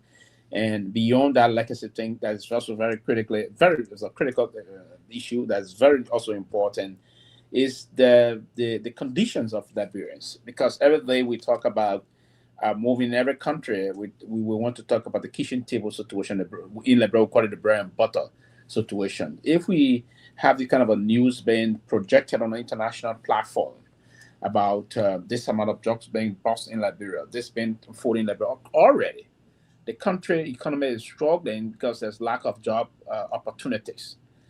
Every government being challenged with this, and it's something part of the contributing factor of the defeat of the former government. And now things are tough in the country in terms of there's no job for the young people. We have thousands of new graduates every year, and those that have been graduating for the past 5 years and other things, it's just doubling out. with the news of this kind of thing hitting the international wires, do you think it will also compound the problem for the Unity Party government for the issue about job creation, and that may harm them because if there's no job creation, Liberian people will be hungry and they are struggling. And now you don't think the people will vent their anger and say because of your job situation that investor can come to the country? You are unable to weed them out, and they just come in. Yesterday was just last month. It was $19 million. Today is almost $500 million.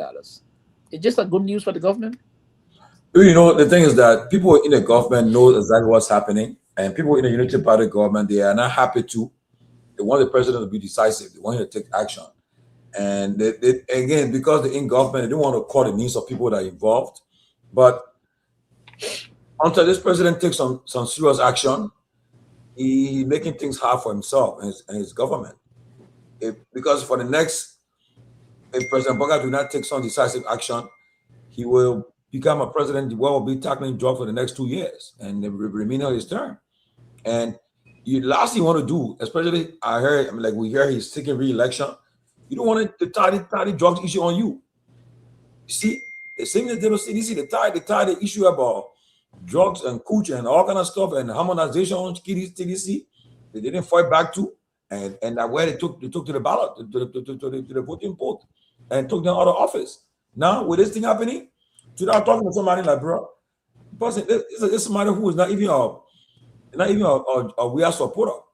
But he said, so I said, what's the news on the street? The person said, Georgie, right now, the people they can get riders. They put all the posts in, and the one we are come about. Because I said, why? I said, yeah, they want to come back. And the news report talking. And they get that kind of news happening. It's not good for the incumbent administration. So Boga needs to speak to do something better. You can't just sit down and take record a message and send it. The EB can right now. Okay? But tomorrow, he has the bullet puppet tomorrow on Independence Day. That way the war will be watching. You have diplomats will be on that program. The diplomatic will be present at the program when he delivers his Independence Day speech on Sunday or Saturday, wherever the program will be. Okay, that way he should use that opportunity to look in the U.S. Charge Affairs, look in his eyes. I heard President Trump, one of his spiritual persons representing Trump at the program. Somebody from the Trump, I'm sure, coming to represent at the program, at our program. That person will be there. So you look, you take a direct appeal that you need help. And you say, we want you to send, if Liberia is serious now, they want you to send drug investigators to come and join our people. But they'll be afraid because you know what happened? If I know that my relative is connected, if you bring the white boys there, everything is blind to them. They will go for anybody involved. Where the facts lead, where they're going to go. So they will not ask for that support, for that assistance. But as far as I'm concerned right now, all the job thing, if we're serious, we'll see concrete action. Right now, I'm not thinking the government serious. The concrete action is not there. That's the end. As Senator Amara said, it's about time that CDC and UP start playing politics with Liberian people with the drugs issue. Because all you see right now, two parties accusing each other now. CDC say, yeah, you know, say we're doing the drugs now, but on your watch now, more. Because they were on CDC back. They said, oh, all right, Myean King. Then when the 19 million King, they said, but how about y'all? I own the 19 million. But now, you have 100 million. But now CDC can say, oh, 300 million King now. So now, they fight that on right now.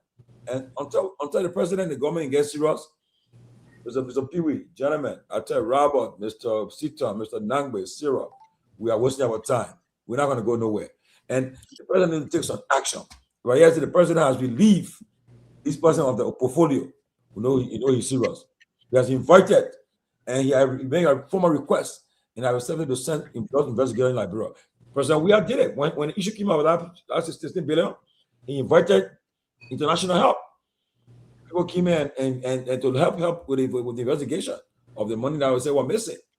So can President Boga reciprocate by doing the same thing too? Can he say, okay, I'm calling for international help to come? Will you do it? Now, if you don't do it now, people will say now, because they know that the people are connected. If they bring in an international group here, they're gonna be definitely haul them in. And Mr. Cummings should be our guest next week, hopefully. And he come on the thing I'll put Mr. Cummings on. So Cummings, you said that you want to seek international help. We want you to today making that commitment that you have already done it. Inviting the people to come, and whether the government accept you or not, put it on the spot. Say, well, I reached out to the international partners, they agree. He said the Liberian government agree for them to come, they will come in. We want a year.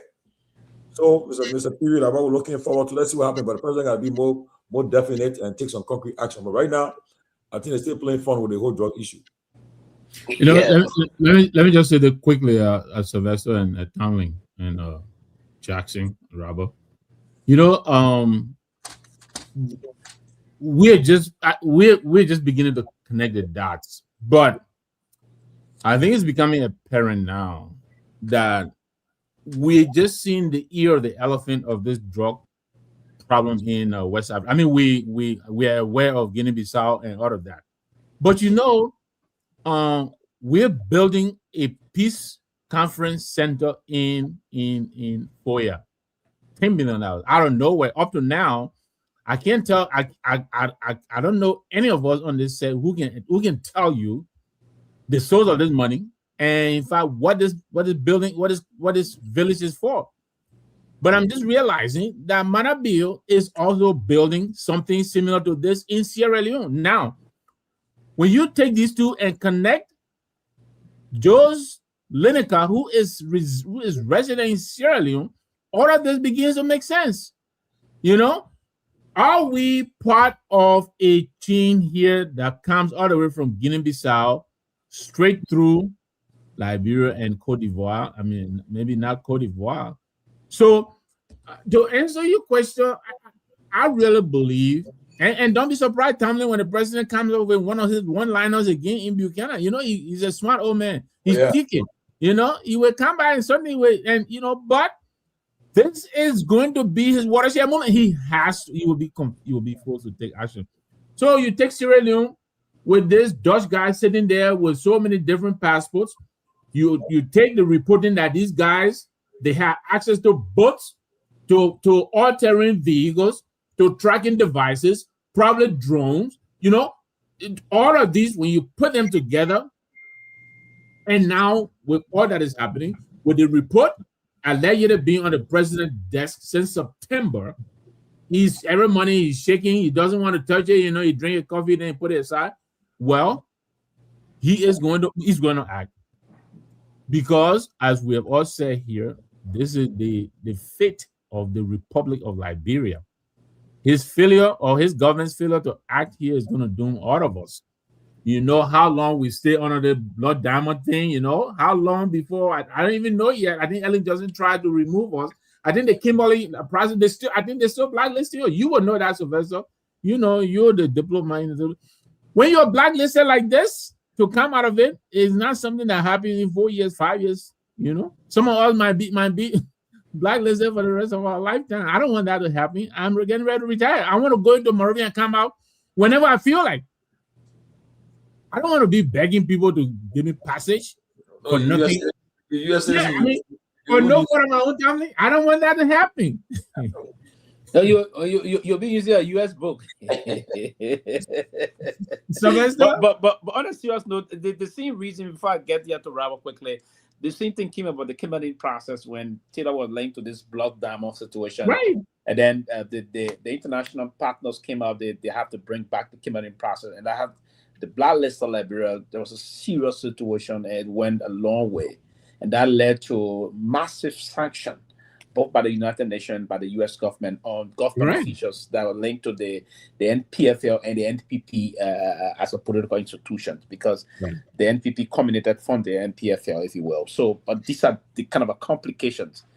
And I don't want to believe, Robert, to you here, do you think the president on willingness to be very decisive and to take some expeditious action here is further convoluting this situation? And what would you want to see that the president do to believe that now we are on course to at least curving this situation? What are things, if we were to ask you, what do you want to see the president do moving forward, that you will begin to say, I think that tomorrow we'll see, I think we're seeing some actions? Yeah, I mean, we want leadership, Sylvester. Leadership. I think, irrespective of how any of us, and that includes a lot of folks who may not fancy this president or who may not want him to be at president. He's president. He was democratically elected, so he's our president. And a lot of people sometimes politically we get clouded and we don't understand the frustration. I think there are well-meaning, politically savvy Liberians who understand that a president is president for 6 years, and there are people who truly want to see our country move forward. Then, politically, we'll talk politics. When it's time for politics, we'll rumble, right? But for the past 3 years and a half, Sylvester, if you really look in retrospect, the way this government and the president, lieutenants, and his surrogates and those around him have acted, they've acted as though we are still in campaign season. They acted as though they have not won an election. They have not switched. It seems like they feel as though there's still a county, a district, in Nima County or in some sort of district to win the presidency. This is the way they conducted themselves. Rather than thinking and saying, listen, this is not time for politics. We won the election. The former president conceded the election, and it's time to govern. It's time to unite the country behind our own vision and try to convince people who did not even believe in what rescue means. They haven't done that. And to the people listening to our voices today, I want you to think, forget politics for a second. Forget about our disagreement. Just think about the leadership aspect of Joseph Boakai and the expectation, your own expectation. And ask yourself, has Joseph Boakai actually lived? Has he done that? Has he lived up to that expectation? It shouldn't come from me. And so when I hear people say, well, Joseph Boakai is not alert, Unity Party and Joseph Boakai did a phenomenal job reassuring Liberians that there was no issue relative to his health. And voters, like it or not, bought into that narrative. They bought into that. How many times did we not comment? Listen, they had Henry Costa on these shows when it wasn't going well. He went off. What information we didn't put out there? Liberians did not care. They bought into the idea that was sold by Unity Party that if there were any concerns about health, don't be concerned. Joseph Boakai was healthy. And so I don't buy this idea that the president is not alert. I'm from a school of thought, Sylvester, where I believe, and I strongly believe, I fundamentally believe, that leadership have got little to do with age. Leadership have got little to do with age. And I think what Joseph Boakai has exhibited and displayed is his inability to lead. His inability to lead. If we had a 42-year-old Dr. Clarence Moduba, don't have to tell him what to do. If we had a 50-year-old Freeman, if we had a 72-year-old or 73-year-old Alice Cummings, you wouldn't have to tell him what to do. Leadership have got little to do with age and being alert. The question we must ask ourselves, has Joseph Boakai ever displayed leadership? I don't think so. We saw what happened with the CPP. When the CPP were in disarray, we needed elders in the room, Sylvester. We needed people who would have called the younger boys and the less experienced politically guys around and said, listen, gentlemen, let's focus on the election. And to win the election, we need unity. We need maturity. We need stability. What did the president do? He threw the red flag. And he further divided the CPP because he understood that, you know what? I probably don't need the CPP. I can win the election with the endorsement of Nima Kante. I don't need the CPP, but that's not leadership. That's political maneuvering. So if I were to advise the president, because the president has all of these experiences, Sylvester, the president don't need advice from a young Liberian. I'm not even 40 years old yet. What can I tell the president, Sylvester? What can a little Robert tell President Bwaka, an 82-year-old, 41-year career Liberian politician who speaks beautiful English? What can I tell him? Leadership is lacking. Leadership is lacking. We're dealing with an issue that has the propensity to further destroy our society, Sylvester. We talk about the international diplomacy and all of these things. The president's in Bassa. Listen, I will not be in Bassa. I will be at the executive mansion talking to the Liberian people. I will not be in Bassa. This is a state of emergency, like it or not. What is the president doing? They're still playing politics with this issue. Whole day we should expect, oh, tomorrow big news coming. This is what this government has become. Big news coming tomorrow. Oh, you should expect. And then tomorrow come, they pull out a small fish. Oh, tomorrow big news coming. You should expect big news. Oh, the president is fast. He's mad. Sensational headlines. On a serious note, a lot of things are going to be unfolding, and I told you. coming to you. A lot of things going to be unfolding in the country and in terms of these things. But then Syria, the Kamara Corner was quoted. He was saying something, and a lot of people on the shows seems to agree with him that he's telling the two parties, like the United Party and CDC, fighting on who bust the real drug. He said, "You'll be honest with everyone." It's funny, a little comical, right? But do you agree with him that the issue should be about the Liberian people, not the two political parties fighting over who bust the other thing? Because they say, oh, during your time, there were a lot of kush and Raul conclude. Yeah, let me real quick. I'm so sorry, guy. I'm so sorry. I had someone bursting into my office. But listen, so Sylvester, this president, oh my gosh, man. But what happened to Ralph? Someone is messing with me here today. They don't want me to finish, but I will finish.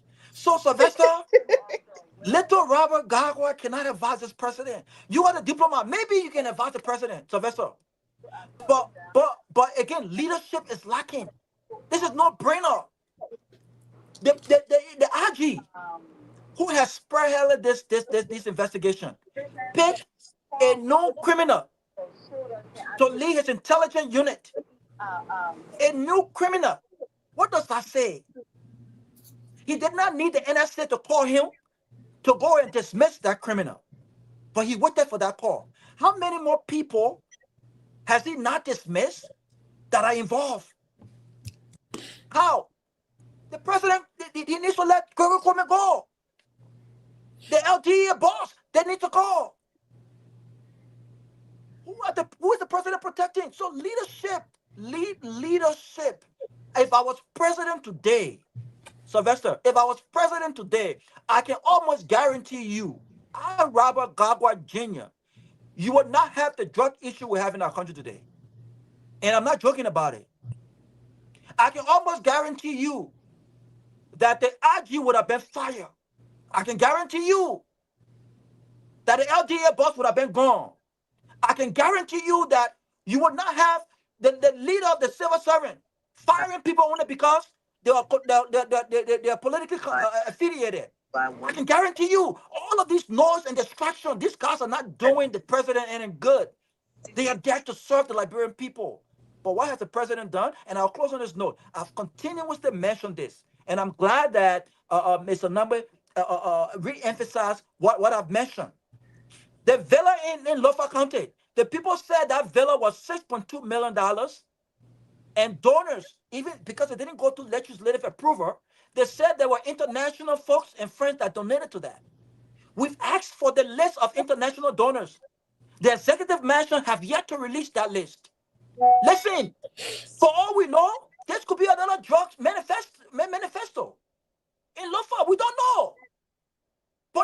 has asked this question, Sylvester? Why has the government, why are they refusing to release? If you're building a security hall, what are you afraid of? Why can't we know your list of donors?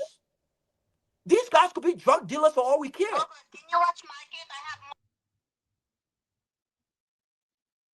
They could be drug dealers for all we care. So why is the government not releasing the list of donors? You know why? Because there's something nefarious going on, Sylvester, and they don't want the Liberian people to know. But this president has shown the lack of leadership. He does not have it within him. And even if Joseph Boakai was 32 years old today, Joseph Boakai will still be showing lack of leadership. It's inherently part of who he is. He does not have it within him. So I cannot give him no advice. It's open secret. Thank you. Thank you. Sarah, back to you on the same question I was saying. Amara is saying that, hey, the two past and current government, particularly this government, emphasize particularly the current because the weight is now on the shoulder of the current ruling establishment. That they are the ruling party. And it's part of the reason why you cannot shift the blame too much on the past government because you said they weren't performing their responsibility and you came to rescue the country. Right. It was the kind of rescue thing, and they read it. And my own disappointing angle here is that they are not sincere. Their surrogates are always doing this blame game, this blemish thing, right? If the thing were to come, then they ship it back. Oh, they come on. And I thought it was more nonsensical to say, oh, the drug the CDC people level are what we're trying to clean up. I mean, It's just stupid for anyone to say that. Do you think the Liberian people will actually take action? Because I know they are following this. I know folks are hungry in the country. They are disappointed. The economy is tough. And then the economy is tough. Then you complicate things by allowing drugs to just be used because a lot of Liberians are also trying to leave the country to find greener pasture out. But if you make things difficult, that the Liberian passport will be unwanted, you don't think that will put strain on Liberians even having the opportunity to travel out of the country? Absolutely, Pewee, absolutely. And you know, what the honorable American said is the truth. This is all about Liberia. Liberians. It's not about this party or that party. It's about us, Liberians. It's about our country. It's about the image of our country. These two political parties are being in power. CDC was there. The United Party people had the worst to say about CDC and said they were not performing. They did a propaganda. They did a lies. They succeeded. They came to power. Now they're doing worse. They're even making CDC look good. Okay, imagine today if this was CDC government with all the drugs in the country, you know what was going to happen. So if these people can come to power and they underperform like this, with a 42 years experience old man at the top of the table, what hope do we have now? What hope do we have? The Liberian people at this point seem to be very hopeless. This old man has over 42 years experience. Okay? And this was the bragging thing that they're all over the place. He's going to rescue, he's going to rescue, he's going to rescue. And then when the argument comes out, they'll be like, oh, Honey Menaki doing your administration. So what you want to is this what you came to power for? To continue the same thing that happened previously and to do even worse? So at this point, it just becomes hopeless for the Liberian people. And yes, I think the Liberian people are going to do something, but guess what? A lot of them are afraid of their lives. They are afraid because they see how this ruthless IG and his police people behave. Even when the people go to do simple protests for their rights, they carry rifle guns to shoot at them. We saw them do that in Kinjal, and they killed over 5 civilians.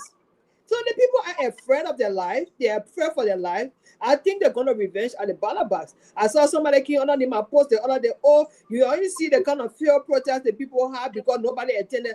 Just because nobody attended doesn't mean the protest failed.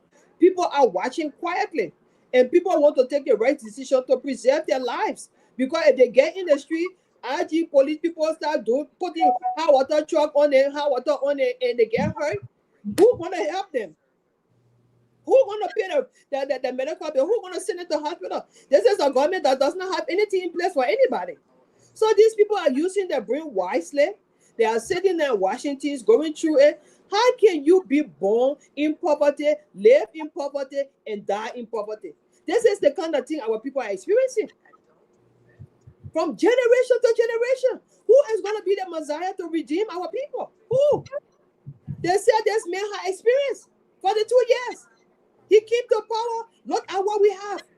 And he can't even say anything. When they come out with these sensational headlines. Oh, we're bringing yellow machine to do this, to do that for our country. Yellow machine fly, we can't hear again. Now we're dealing with drugs. Oh, the other people had drugs. The place was full of kush. What we have now, cocaine all over the place. And I believe they have warehouses of them. Where are we going? This government has failed the Liberian people. They have failed. They have failed. And I believe the people will take action at the ballot box. They don't have to get in the street to protest for somebody to go with water on their skin and shoot at them.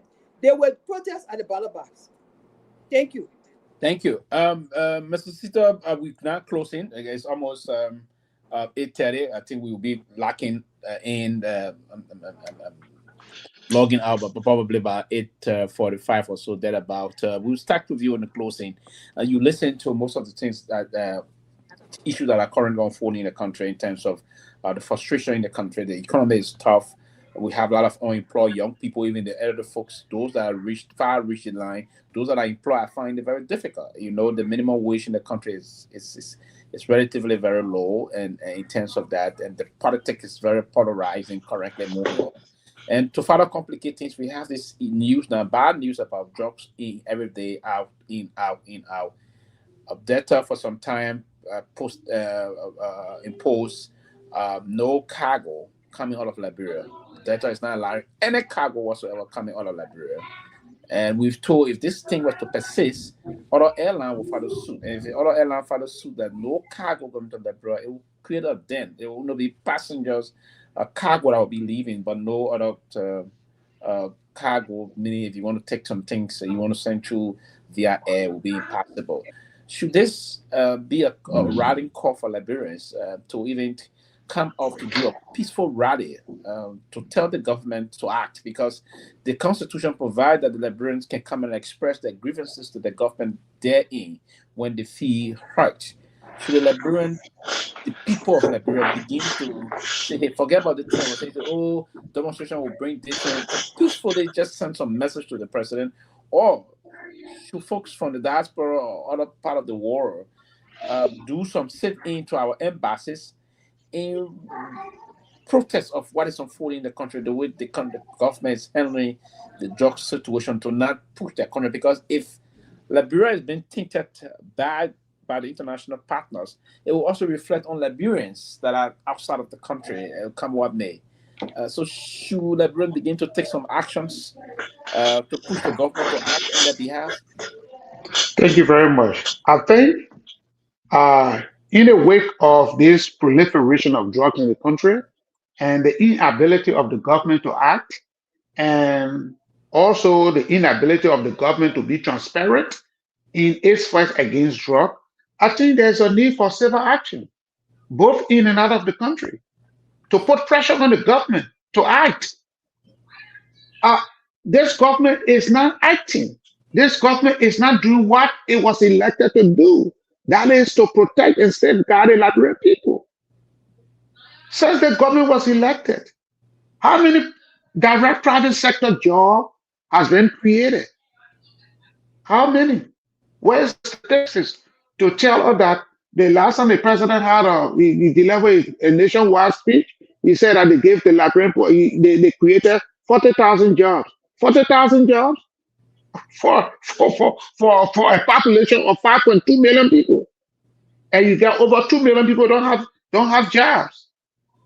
So yes, it is indeed imperative that there is several actions by Liberians in the diaspora and by Liberians in the country to put pressure on the government for the government to act. Because obviously the government is not acting.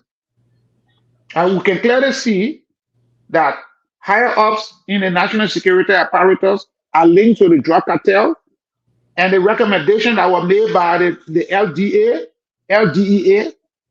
it was on the president's desk since last year. When Front Page Africa released that story, they came up to reject it. They said that was false. And what Front Page Africa said is obviously what is obtaining now in Liberia. Liberia has gradually sliding to become a narco state. So the people have the right to protest. The people have the right to pressurize their government. The only thing that I will ask of those who want to protest, you should be civil, you should be peaceful, and it should be nonviolent. That's my call. But there's supposed to be there's a need for call to action, because guess what? The fact that Liberia is not being branded or will be branded as a narco state, it has a serious repercussion on those of us that are in the diaspora and those of us that are in the country. It's going to discourage investors to invest in Liberia. The government came to power. The government has not created, I don't know how many private sector jobs it has created. I don't know. I have not seen the statistics, and I want anybody to prove me wrong, to tell me since the government came to power, how many direct private sector jobs it has created, and how many Liberians has it taken out of poverty. It has not. And I'm hearing when it comes to the whole drug thing, even though this gentleman was dismissed, a known criminal became a police officer. He was dismissed for receiving $10,000 bribe. But I'm hearing that other senior police officers were arrested, they were detained, and they were released. It is now being clear that some of those that were arrested are now are being used as scapegoat. They are leaving the big fish, they are holding the smaller fishes.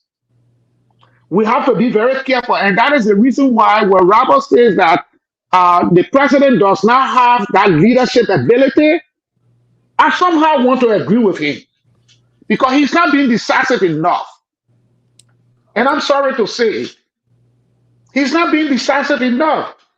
You have a report that got on your desk since last year. You have not acted on that.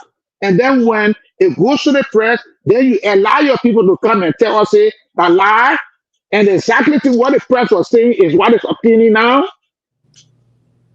Okay. Thank you. And a lot of things unfolding. Even the money that was allegedly given to Johnny, basically it's been the tune of $20,000. The girl gave the first $10,000, I think, and the intelligence caught up on this one. But a lot of things unfolding now. The report that the Liberian investigator is reporting that the chief of intelligence of the Liberian National Police and two other senior officers, including Johnny Dean, have already been detained. So we have three now. If this story is true, the Liberian investigator is reporting that's going to be tomorrow headline news. And the editorial of the newspaper is also asking a very important question here. Yeah, and I also know of a senior police officer that was detained, but he was released. Yeah, but then it's just about the case of putting Johnny. I want to believe Johnny is now first is asking the death toll him to step aside. But it seems to be that the NSA, it's not yet confirmed, the NSA got three persons already. That's the intelligence chief, and the chief of highway patrol, and that of the chief of crime services. And along with one very senior officer of the NSA also been detained. Allegedly, it's been reported, it's not allegedly, it's been reported by these people have been detained. But the editorial of the Liberian investigator is also asking, at 179, Liberia must decide whether. Can we mute, please? Liberia must decide whether it is going to be a republic or a criminal enterprise. At 179, that's the editorial of the Liberian investigator. It's an interesting thing. If it's online, we all should check that editorial and read it. It's a very serious question. At 79, we should decide if we want to be a republic or a criminal enterprise. Robert, I'll come back to you. Make up to Mr. Nagbe. Mr. Nagbe, we're closing with the story now coming up that three senior officers from the Liberian National Police, three senior, and these are all very close confidants that report directly to the office of the RG. They are now being detained. It's reported by the Liberian investigator, one of the premier newspaper in the country. And also, a senior officer from the NSA is also. There are 4 persons already locked into this investigation. Should this be very concerning that these high-profile officers are linked to this serious drug situation. Yeah, I mean, Sylvester, look, we were talking about since September, right? If you remember when this case broke, I mean, we were talking about yellow taxi, remember? Taxi driver. And then we talked about the people who were manning the scanner. So, they've been pacifying us, feeding us, piecemeal with the little crumbs here and there. But I think the realities here of this case are inescapable. This is going to lead up, to much bigger, I think, even than what we are talking about tonight. Something tells me it is going to go higher than this because, as you are indicating, you and Jackson, that several names are now, and we'll read the papers tomorrow. But I understand some of the people are willing to talk because, for whatever reason, they're feeling betrayed. I think they expected to be given cover, which I think they've tried to do ever since June. But this is not going to be one of those, and you talk about what Amara said, and I agree. At the CDC, we're all in the same opposition community that are giving respect, but they themselves, they bungle $100 million worth of drugs. You understand me? United Trump could not bring a conviction. And what happened? Those people bribed their way the very moment they released and they were out of the country. So our appeal, I agree with Amara, our appeal to my UP brothers and my CDC brothers, let's not politicize this. We're not racing to the bottom here. Who did it worse than the other? This is not our concern. We don't care about that. We don't want to hear that nonsense, They need to go sit somewhere and let us all try and figure this thing out together. Because if this case takes us down, all of us are going down. All of us are going down. So I hope the president, will get a. I don't know if we can even say ahead of this anymore. I mean, it's been almost 2 months, But to answer your question, I really believe we have not seen the last of the big, the bigs that are involved in this. I think there's going to be more because now these people they're taking in, I understand some of them they indicating that they're ready to sing. So we'll see. But I just wanted to, with permission, to talk about what we're doing on Saturday, the CMC. Myean, if you have that poster, can you put that up, please? We talked about this yesterday, but we're having a get together. Yes, this. Thank you very much at the Lindbergh Field. Are we still on the radio? Myean would know. Okay. Myean would know. I think we should still be on 2 FM. Okay. Yeah. Okay. Yeah. So we're inviting all to join us. This is your political leader coming? Not for this one, but I'm still trying to figure out. There are a couple of things happening.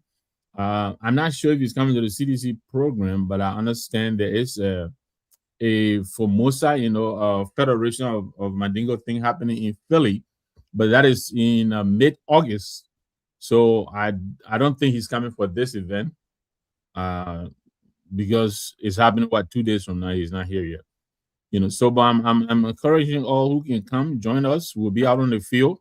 We might even kick some balls. Who knows? We might, but that's Miss Jeblason Gertrude. Gertrude is the Delaware, New Jersey, and Philadelphia chapter cheerleader. Hey, man, so get my Rawaji sister in your CMC something. Wait a minute, and your sister Massa will stay with us. You look say you won't come with us.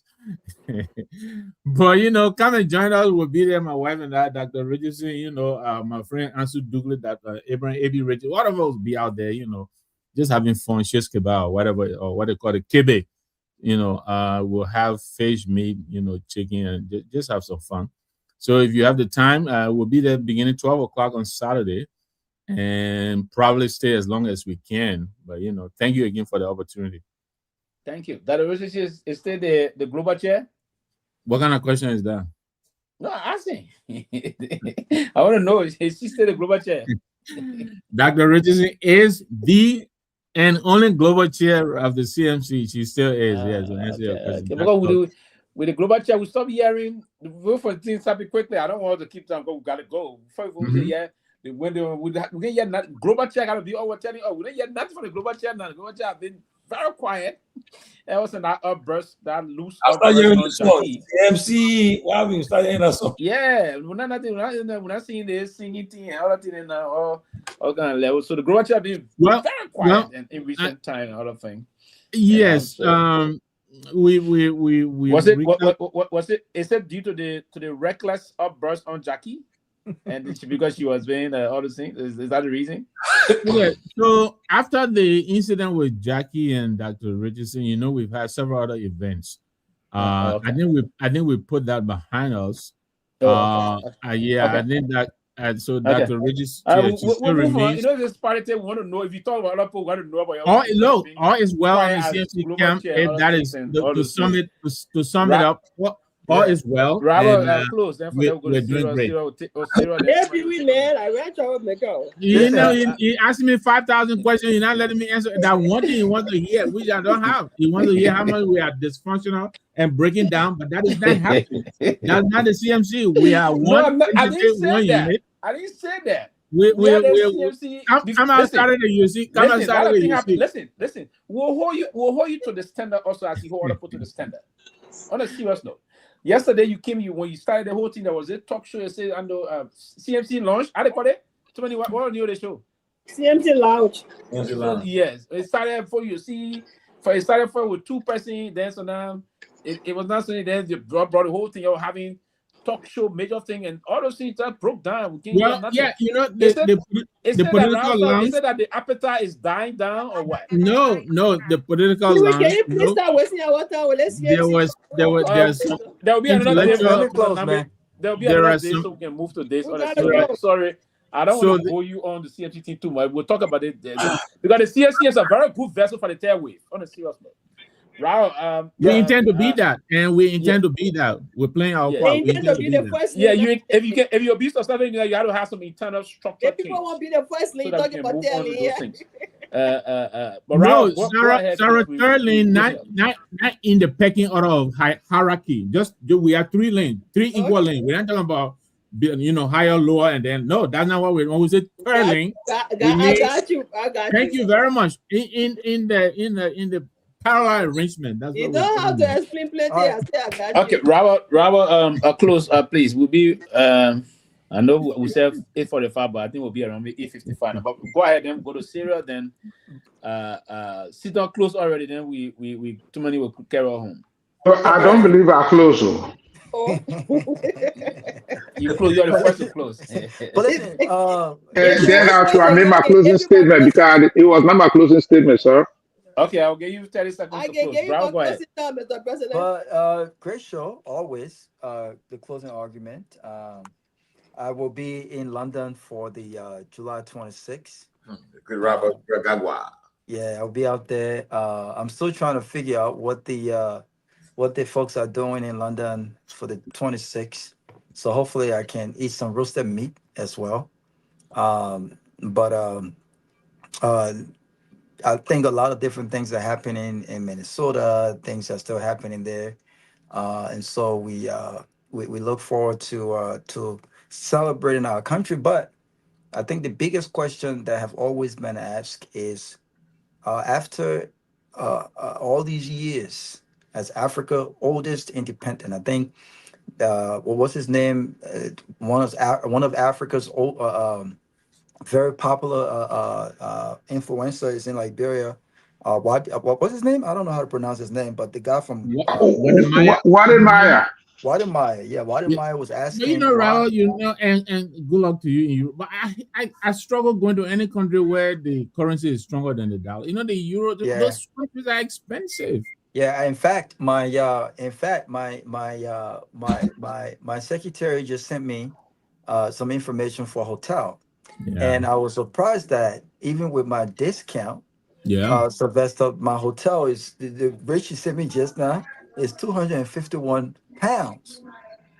So I'm like, listen, but sometimes in London you can find some very good hotels. I normally love to hit the chain of the Premium Inn Hotel. These are great hotels.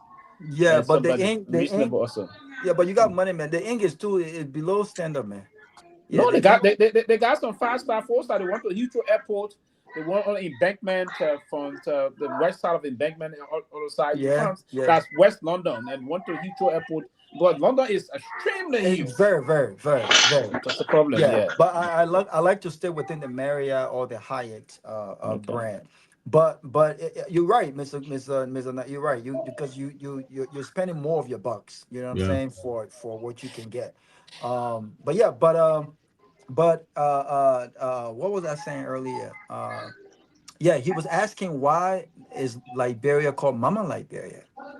And I think that there were multiple different reasons why Liberia is called Mama Liberia. But I like what one person said, that because Liberia is Africa's oldest independent nation, and she's gone through so much that other countries have not gone through and have not experienced, and the role that she played in the independence of other countries. And I don't think we have adequately tell that story the way we should tell that story. And unfortunately, we haven't told that story as effectively as we should be telling that story, because other things have overshadowed the bright star of Liberia, right? And as we celebrate this 26th, I think it's important that we ask ourselves, what are we celebrating? Are we celebrating a country that have gone through decades of civil crisis and have emerged victorious with this whole, ooh, can we mute? And has emerged victoriously and moving forward in the right direction? Or are we celebrating stagnation? Have we been very static, right? We're not moving forward. It's just the circle of all politicians doing the same thing over and over. And what would it take us to get to where we want to get to after all of these years? And I think it's very important that young professionals, home and abroad, begin to think about this. Hopefully tomorrow we can talk about other political issue. I heard that yesterday, Mame was promised the economic advisor position at the ECOWAS, and I heard that unfortunately, even though he's been in Liberia for months, and the president had promised him that position was given to another person who was a deputy minister at the finance ministry, and he's currently still in Liberia. So hopefully we can delve into some of these other topics and what have you. But it's great to always be on the closing argument, man. But our country is at a crossroad. Our country's at a crossroad. I think I will cautiously celebrate tomorrow, because I don't think I'm happy with where Liberia is. And this is not, it's not just about Unity Party or Joseph Boakai. It's about the lack of leadership across our country, whether it's at the executive mansion, judiciary, and this to do this, to do that, to do this. If Doris can come and tell me, if Doris will tell me, say, I gave John. What's going on? What? The ticket. John. Where that thing coming from, so? Where? Yeah, can you somebody something? Yeah. Is it Doric? You can't tell me. I think Sarah is coming from you. Oh yeah. Sorry. Let me close quickly. You finished? No, let me just. But listen, Sarah, gotta be careful. But listen, great show. Let's have an awesome 26. Hopefully I can come in tomorrow before my flight. I have a late flight, but if you guys don't see me, let's have an awesome weekend. God bless. Thank you. Enjoy yourself to most of the famous pops. Go enjoy London. London's a lively place to be. Yes. Go and go. it. They got a lot of pops you can enjoy. Yes, I love go it. to. I would recommend go to North London. The pops are very great and warm. Yes. And the rest of that. Quickly, Robert. Sorry, make news of the metros. They have the best metro system in the world. Absolutely, yeah. We took the train from Paris. Actually, we took the train from Paris to London. Our second time my wife and I visited, and also from the Netherlands to Paris. So the transportation is phenomenal. And by the way, when you're in those first business class train, you would think you're in a business class on an Emirates flight. I mean, it's completely awesome. Yeah, it's good. Very it's nice. Good. They got all those lines and other things. Yeah. Sarah, quickly, I wanted to mention, Robert, Mother Liberia, and maybe I'm sure but we even say Mother Africa as well, because it's the female personification, right? They give birth to all of us, Mama Liberia, Mother Africa, and all of that. So you're talking about the question Mama that will be. Liberia. Yes, that's why we say Mama Liberia, Mama Okay. Africa, because mothers give us, bring us into this world. But anyway, I just got you. Thank you. Great information. Zero. Yeah, I want to say a great show. Thank you all. Thank you, people, for the moderation, and thank you to our, our folks always watching this show. Our country is at a and they ain't left all the talk about the CDC. They all here typing all night. They just typing. But we'll talk what we want to talk. We'll take shots. So no, go ahead. Go ahead. Don't make me lose my money, I beg you. So yeah, we are asking President Boakai to step up to the plate. Really, we really want him to step up to the plate. I don't know what he's doing. People are saying he's not in control, and I want to believe he's not. Only these United Party boys passing around, controlling the old man. They're not doing what? They're not making sound decisions. They're not even. Can you imagine they want him to run against Sarah? Can you imagine these people? These leeches, they want to hang on the old man, forcing him to run. United Party people fighting the old man to stay in power because they want to hang in there to do more stealing, to make our country more drug trafficking country. What is going on? Oh man, you gotta step up to the plate, President Boakai. Your legacy is on the line.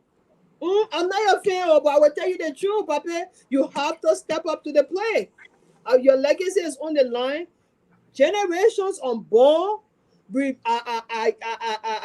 benefit. If they are to benefit from our country, you gotta do something, Pap.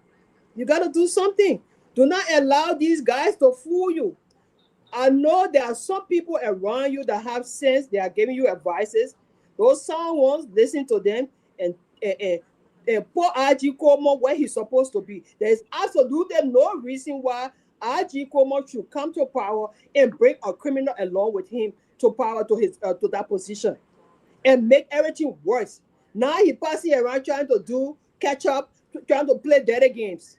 Not gonna work. You're playing with lives here. Our young people are dying. Our young people are going through the drugs is killing our people. Poor people. And then you come here, you want to get rich overnight on the backs of our country and our people. This is wrong. That drug money is not going to do nothing for you. At the end of the day, all is vanity. When you die, only that piece of electricity that on your butt will go in that casket. You will leave everything behind. When you're doing something to the country, think about what the impact it has on the next generation. Mr. Kromah, you the one I'm talking to. When you are doing something, you are engaged in something, when you have an opportunity to serve with distinct, because today or tomorrow, people will either point at you in a negative way or in a positive way.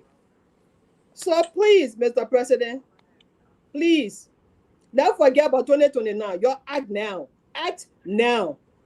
We don't want our people to go to the airport and they have to over-search them because our country has been labeled as a drug trafficking country, a drug hub. We don't want that. You don't want it. I'm sure you don't want it. Okay? And Brussels, they already got an African terminal. You know that terminal, what? I think terminal 5 or whatever it is. They call it get terminal T. Thank you. Ours will be worse than that. Exactly. So, Mr. President, don't take this thing lightly. I mean, don't mind all of the talking we do. We know some of all you don't like us. We say things that you don't like. Well, at the end of the day, we all want the best for our country. This is why we come here every day. We not get paid. We are not being paid for sitting on our bus for hours to talk. But it is because of our country we are here. Okay? Yeah. So please, Mr. President, you do something. RG Kromah need to recuse himself for the whole investigation. He's compromised. The EPS director is compromised. Most of the security people are compromised. So that the independent people that are not connected to the case, that they investigate and advise you the right thing to do for our country. Today or tomorrow, when you die and gone, your legacy will remain. They will say there was a president who stood for the Liberian people and made sure that drugs was free out of our country. Please do that for the Liberian people. Thank you, sir. Thank you. Thank you, Pewee. Thank you. That get tea. When you in Brussels coming to Africa, when you go there, I think you'll see all the other guys, like every part of Africa. But I think that was done in about before people can carry home. Mr. President, I will give you at least maximum 1 minute to close. Yeah. Thank you very much. I think we had a great show. Again, the CDC and the Unity Party have failed the Liberian people. We need a new political dispensation to move the country forward, and that would be the tail end. That would be any other dispensation. But Liberia needs to transition from these two obvious political parties that are always playing their blame games. They get to power, they can't even deliver for the people. When the other party moves on, the other party go there, there's retribution. Nothing is being done to improve the lives of the Liberian people. So we need a new political dispensation. Now, having said that, I want to welcome all of you that are on this platform and those that are listening to us. Maya, if you have the flyer for the Delaware Liberian Association Independence Day program in Delaware, can you please put it up? We are celebrating Liberia 179th birthday in the state of Delaware. Tomorrow we have a formal program. Professor Dr. Sandra Johnson, professor of statistics at American University, is going to deliver the keynote address. He's a Liberian. We'll have Dr. Kimmy Weeks in the house. We'll have a representative from the office of Governor Mike Myean also in the house. We'll have our own friend, Prof. Lawrence Kennedy will also be in the house. And other prominent Liberians will be in attendance. And I know that the new pro, Mr. Sylvester Pewee will be in the house. Tomalin George, all of you guys will be in the house. So come, let us celebrate Liberia. Let us talk. Let us try to propose a solution on how to move our country forward, because our country is going down the drain. Those folks that are ruling the country now apparently don't know what they are doing. Drugs is, yes, there's proliferation of drugs. Liberia is now being used as a transit point to transport drugs from Colombia, it goes to Liberia, then it goes to Europe, and it comes to the United States. So again, come, let us celebrate Liberia. That's tomorrow, the indoor program. On Saturday, we have the football game. On Sunday, we have a Thanksgiving service, a cookout. So we just want you guys to come and celebrate. If you don't have a place to stay, we'll find accommodation for you. So again, we had a great show. Thank you very much. Thank you. We wish you guys a very successful program tomorrow. Thank you, Mr. President. You got to show up. Jody, take our home, please. Well, thank you, Pewee. Thank you for the show. A good show tonight. Our end. If he is so busy, that is the only thing. But if we can't get him tonight and we can't get him tomorrow, you're muted. You're muted. We are not. That's zero. That is a plane.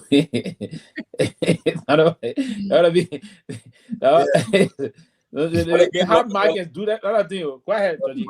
But say again, thank you for hosting the show. And we'll start out today with the recognition of one of Liberia's humanitarian statement.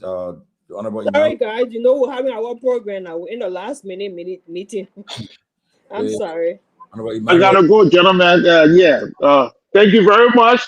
Well, we'll see you guys tomorrow. Bye-bye. Yeah, Mr. Reeves was awarded Liberia highest civilian honor yesterday by President Boyka. It's very commendable. He's someone who has been given to humanity over the years, and it's good that he received his flowers from the government of Liberia. I think it's long overdue, but it's better late than never. You said Mr. Reeves? Mr. Emmanuel Nuku Reeves. Okay. I heard that name before. Yeah, the government awarded him the highest civilian honor at the ceremony, and he's been doing a lot of projects in Buchanan. I think everybody knows him. Most people invited to programs around here. What are you? So, but just want to recognize it again, that someone who has been very, very good to the people of Liberia, his own people, he has given back to schools and other humanity. Like this weekend, I think he gave him thousands of bags of rice into all across Grand Bassa County. And that's commendable. And I repeat, people are lucky that man is not in politics, but whoever that man is out to endorse anybody in election 2029, that person stands a chance of winning, because that how much impact he has on people. But he's not in the politics. I want to bless everybody. But so thank you. And also concerning the July 26th, many Liberians, I mean, for us on this side, all we did to most of us, I'm sure all of you, everybody on the platform, send money to Liberia today, yesterday, and through the week for our family members back home. All we can do right now, I mean, they're going through a lot. The country is tough. And wherever you send it down, I'm sure they appreciate it. Today we send more than $1,000 to the guys at Truth FM and Freedom FM and our guys on the ground. They were all happy about it. In fact, 2 of our guys on the way to Buchanan to cover the program tomorrow. They're already going. They're going to cover the program tomorrow, the official program tomorrow in Bassa, for the weekend. And so we all want to appreciate it. Say again, thanks to all those who contributed. It means a lot to these guys over there. It's a little as much as when God is in it. So, I mean, we appreciate everyone who contributed. Besides, you had to send money to your family, but you still took time to help. So we appreciate all those who help. And I know next weekend, Pennsylvania will be hot. The CDC will be having the convention. I was told to make the announcement for them. But former President Weah will be in attendance. Again, it's not confirmed he'll be here. So we'll look forward to maybe gracing that occasion and at least having a word or two with the former president while he's in our era, neck of the woods. So we should CDC. Somebody contacted me. They wanted to come and talk about the program this week. They got a lot of money, man. Maybe they go through syrup. Maybe, but I'm sure they got money, man. But anyway, Sarah that I remember. So maybe she will do something for them. Who knows? But the closing argument is here to welcome them. Yeah. Oh, the CDC, you mean? Yeah, somebody contacted me. They want to come to talk about the program for the weekend. So I said, I'll go through Sarah. I'll go to her. Well, when they contacted me, I did make it happen. So they want to do it because it's a weekend of this. It's the weekend of the program, so I wanted to make it. Yeah. So, but let's all be serious for our country, Liberia. The issue of drugs is serious, and we expect to hear more. Want to hear more decisive action by the government. And for the next week or so, if nothing decisive decisive action is taken, President Walker will be in trouble. The next thing people will start calling for this government to step aside because the drug issue is not easy. It's all on BBC, on VOA. I mean BBC. They're all on the international news outlet. It's not good to hear Liberia in the news for such a thing. It's bad for our country. Next thing you find out, these Mexican drug cartel, all the real drug laws are coming to Liberia. So now I think that place is a safe haven. They are coming there. Next thing, the country will be very become a narco state because they will be entrenched there more. Because they will come with good money and start to bribe our officials there and not to come for other aid. They will make that place a haven for them. So that I hope our government take it serious and start to fight it. But I want to wish everybody enjoy your 26th, our home preparation in Liberia. But today my daughter's birthday. I want to say happy birthday to her. I don't know if she's watching. Happy birthday, 19. Happy birthday. Happy birthday, beautiful. Yeah, in college. Did well. She's 19? You said she's 19? She's 19 today, yeah. Okay. Happy birthday, beautiful. And Robert, safe travels, my man. Robert, safe travels. Safe travel. Enjoy. Have fun. Oh, yeah. So, guys. All right. Have a good night, guys. Good night. Good night. Night.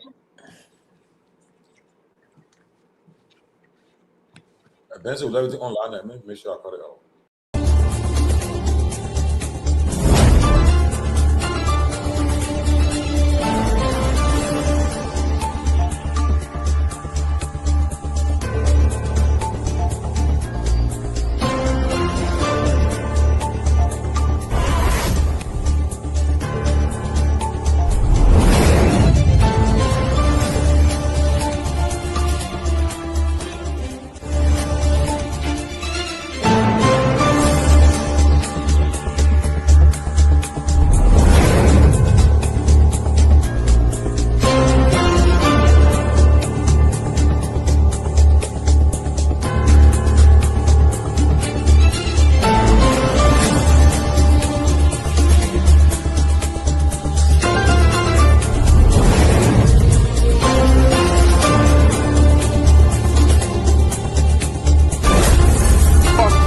Disappointment.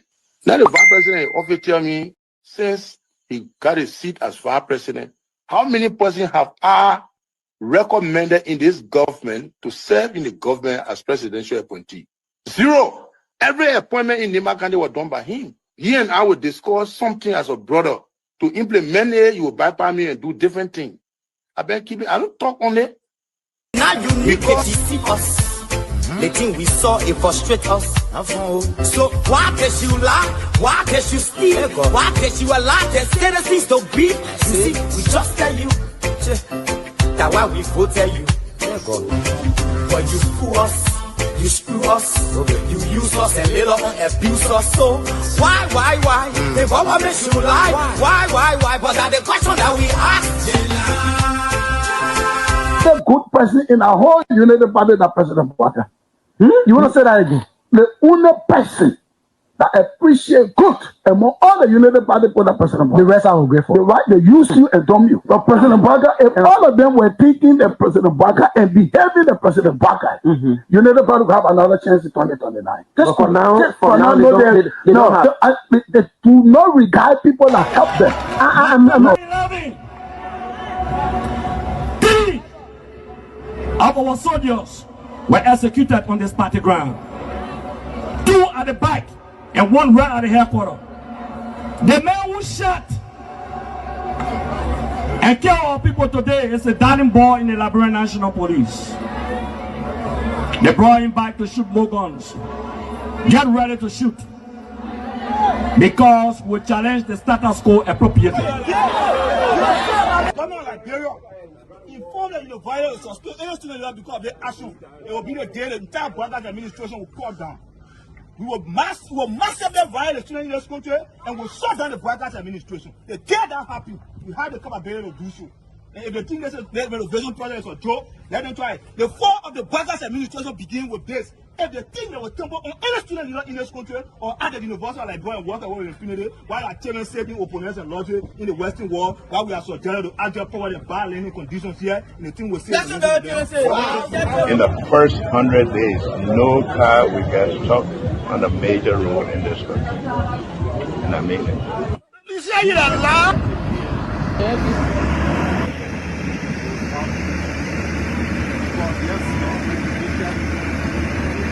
It's going down. First floor. There you have it. That led to decades of war still run deep. But so too does the longing for reconciliation. A reconciliation defined not by political bargaining or by an artificial balance of power, by tribe, region, religion, or ethnicity, but by the equality of opportunity and a better future for all Liberians. Waga can lie, the government, all the ministers in the government, they can lie. They don't put all hustle, they put a hustle, they lie. Everything they say, they never say the truth. Today, the supporters of His Excellency Joseph Boakai presents him as a poor man from Lofa and assert that he will understand the plight of the poor people. Fellow Liberians, do not be fooled. Vice President Boakai is not poor like you, not even as me. As Vice President, his office received more money from the government budget than any other Vice President has received in Liberia's history. He has enjoyed some of the best and most lucrative government jobs. First of all, there's this, what I call sort of vicious lie about the fact that Mr. Kobe is gay or bring gay lifestyle to Liberia. It's complete bullshit. When people can accuse you of stealing people's money, when they can accuse you of being involved in the war, anything, people don't make up stuff. They don't make up shit. Excuse my language, right? So it's complete nonsense. I'm married, 8 Teresa, 2 children, 5 grandchildren. I believe in traditional family values, so it's complete bullshit, complete nonsense. Jamaku, the young man, vice president, young man that are vice president, the major so 500,000. I mean, Jamaku, the major went to I forgot that Jamaku. The majors went to Ghana, the fit, and they may bring it all company in the country. I mean, Kun can't reach yourself. Kun man, you know, Kun, but I want to sophisticated, quiet, hardcore rule in Liberia. But Liberia, when 2029 come and pass, then you finally leave. Mission is completed. Now what the rules of engagement? When the war ended, the guy said, the commander said, mission complete. There wounded out first. All men on board. Everywhere there is no school, I will put school. And everywhere there is school and school in bad condition, I will renovate it. I told them, towns and villages, everywhere you will have lights in a town for children to play and people to see. I told them, every town will have safe drinking water. If child failure is the problem, he will be out of here in the twinkle of an eye. And I say, let well-meaning Liberians come home. If we respect this constitution, a government formed in Accra is a violation of Article 1 of the Constitution. Let them come home. Let that government be formed in Monrovia. Government that capital road, small, that road, big road, all kinds of place. I think the reason Joseph Baga will not do much because the old man, the papa is suffering. The papa loves the country, but he can't make it. The criminal there around him, they're sophisticated than him. They are sophisticated criminals, so they can't make it. Your league Costa, God know how to pay people.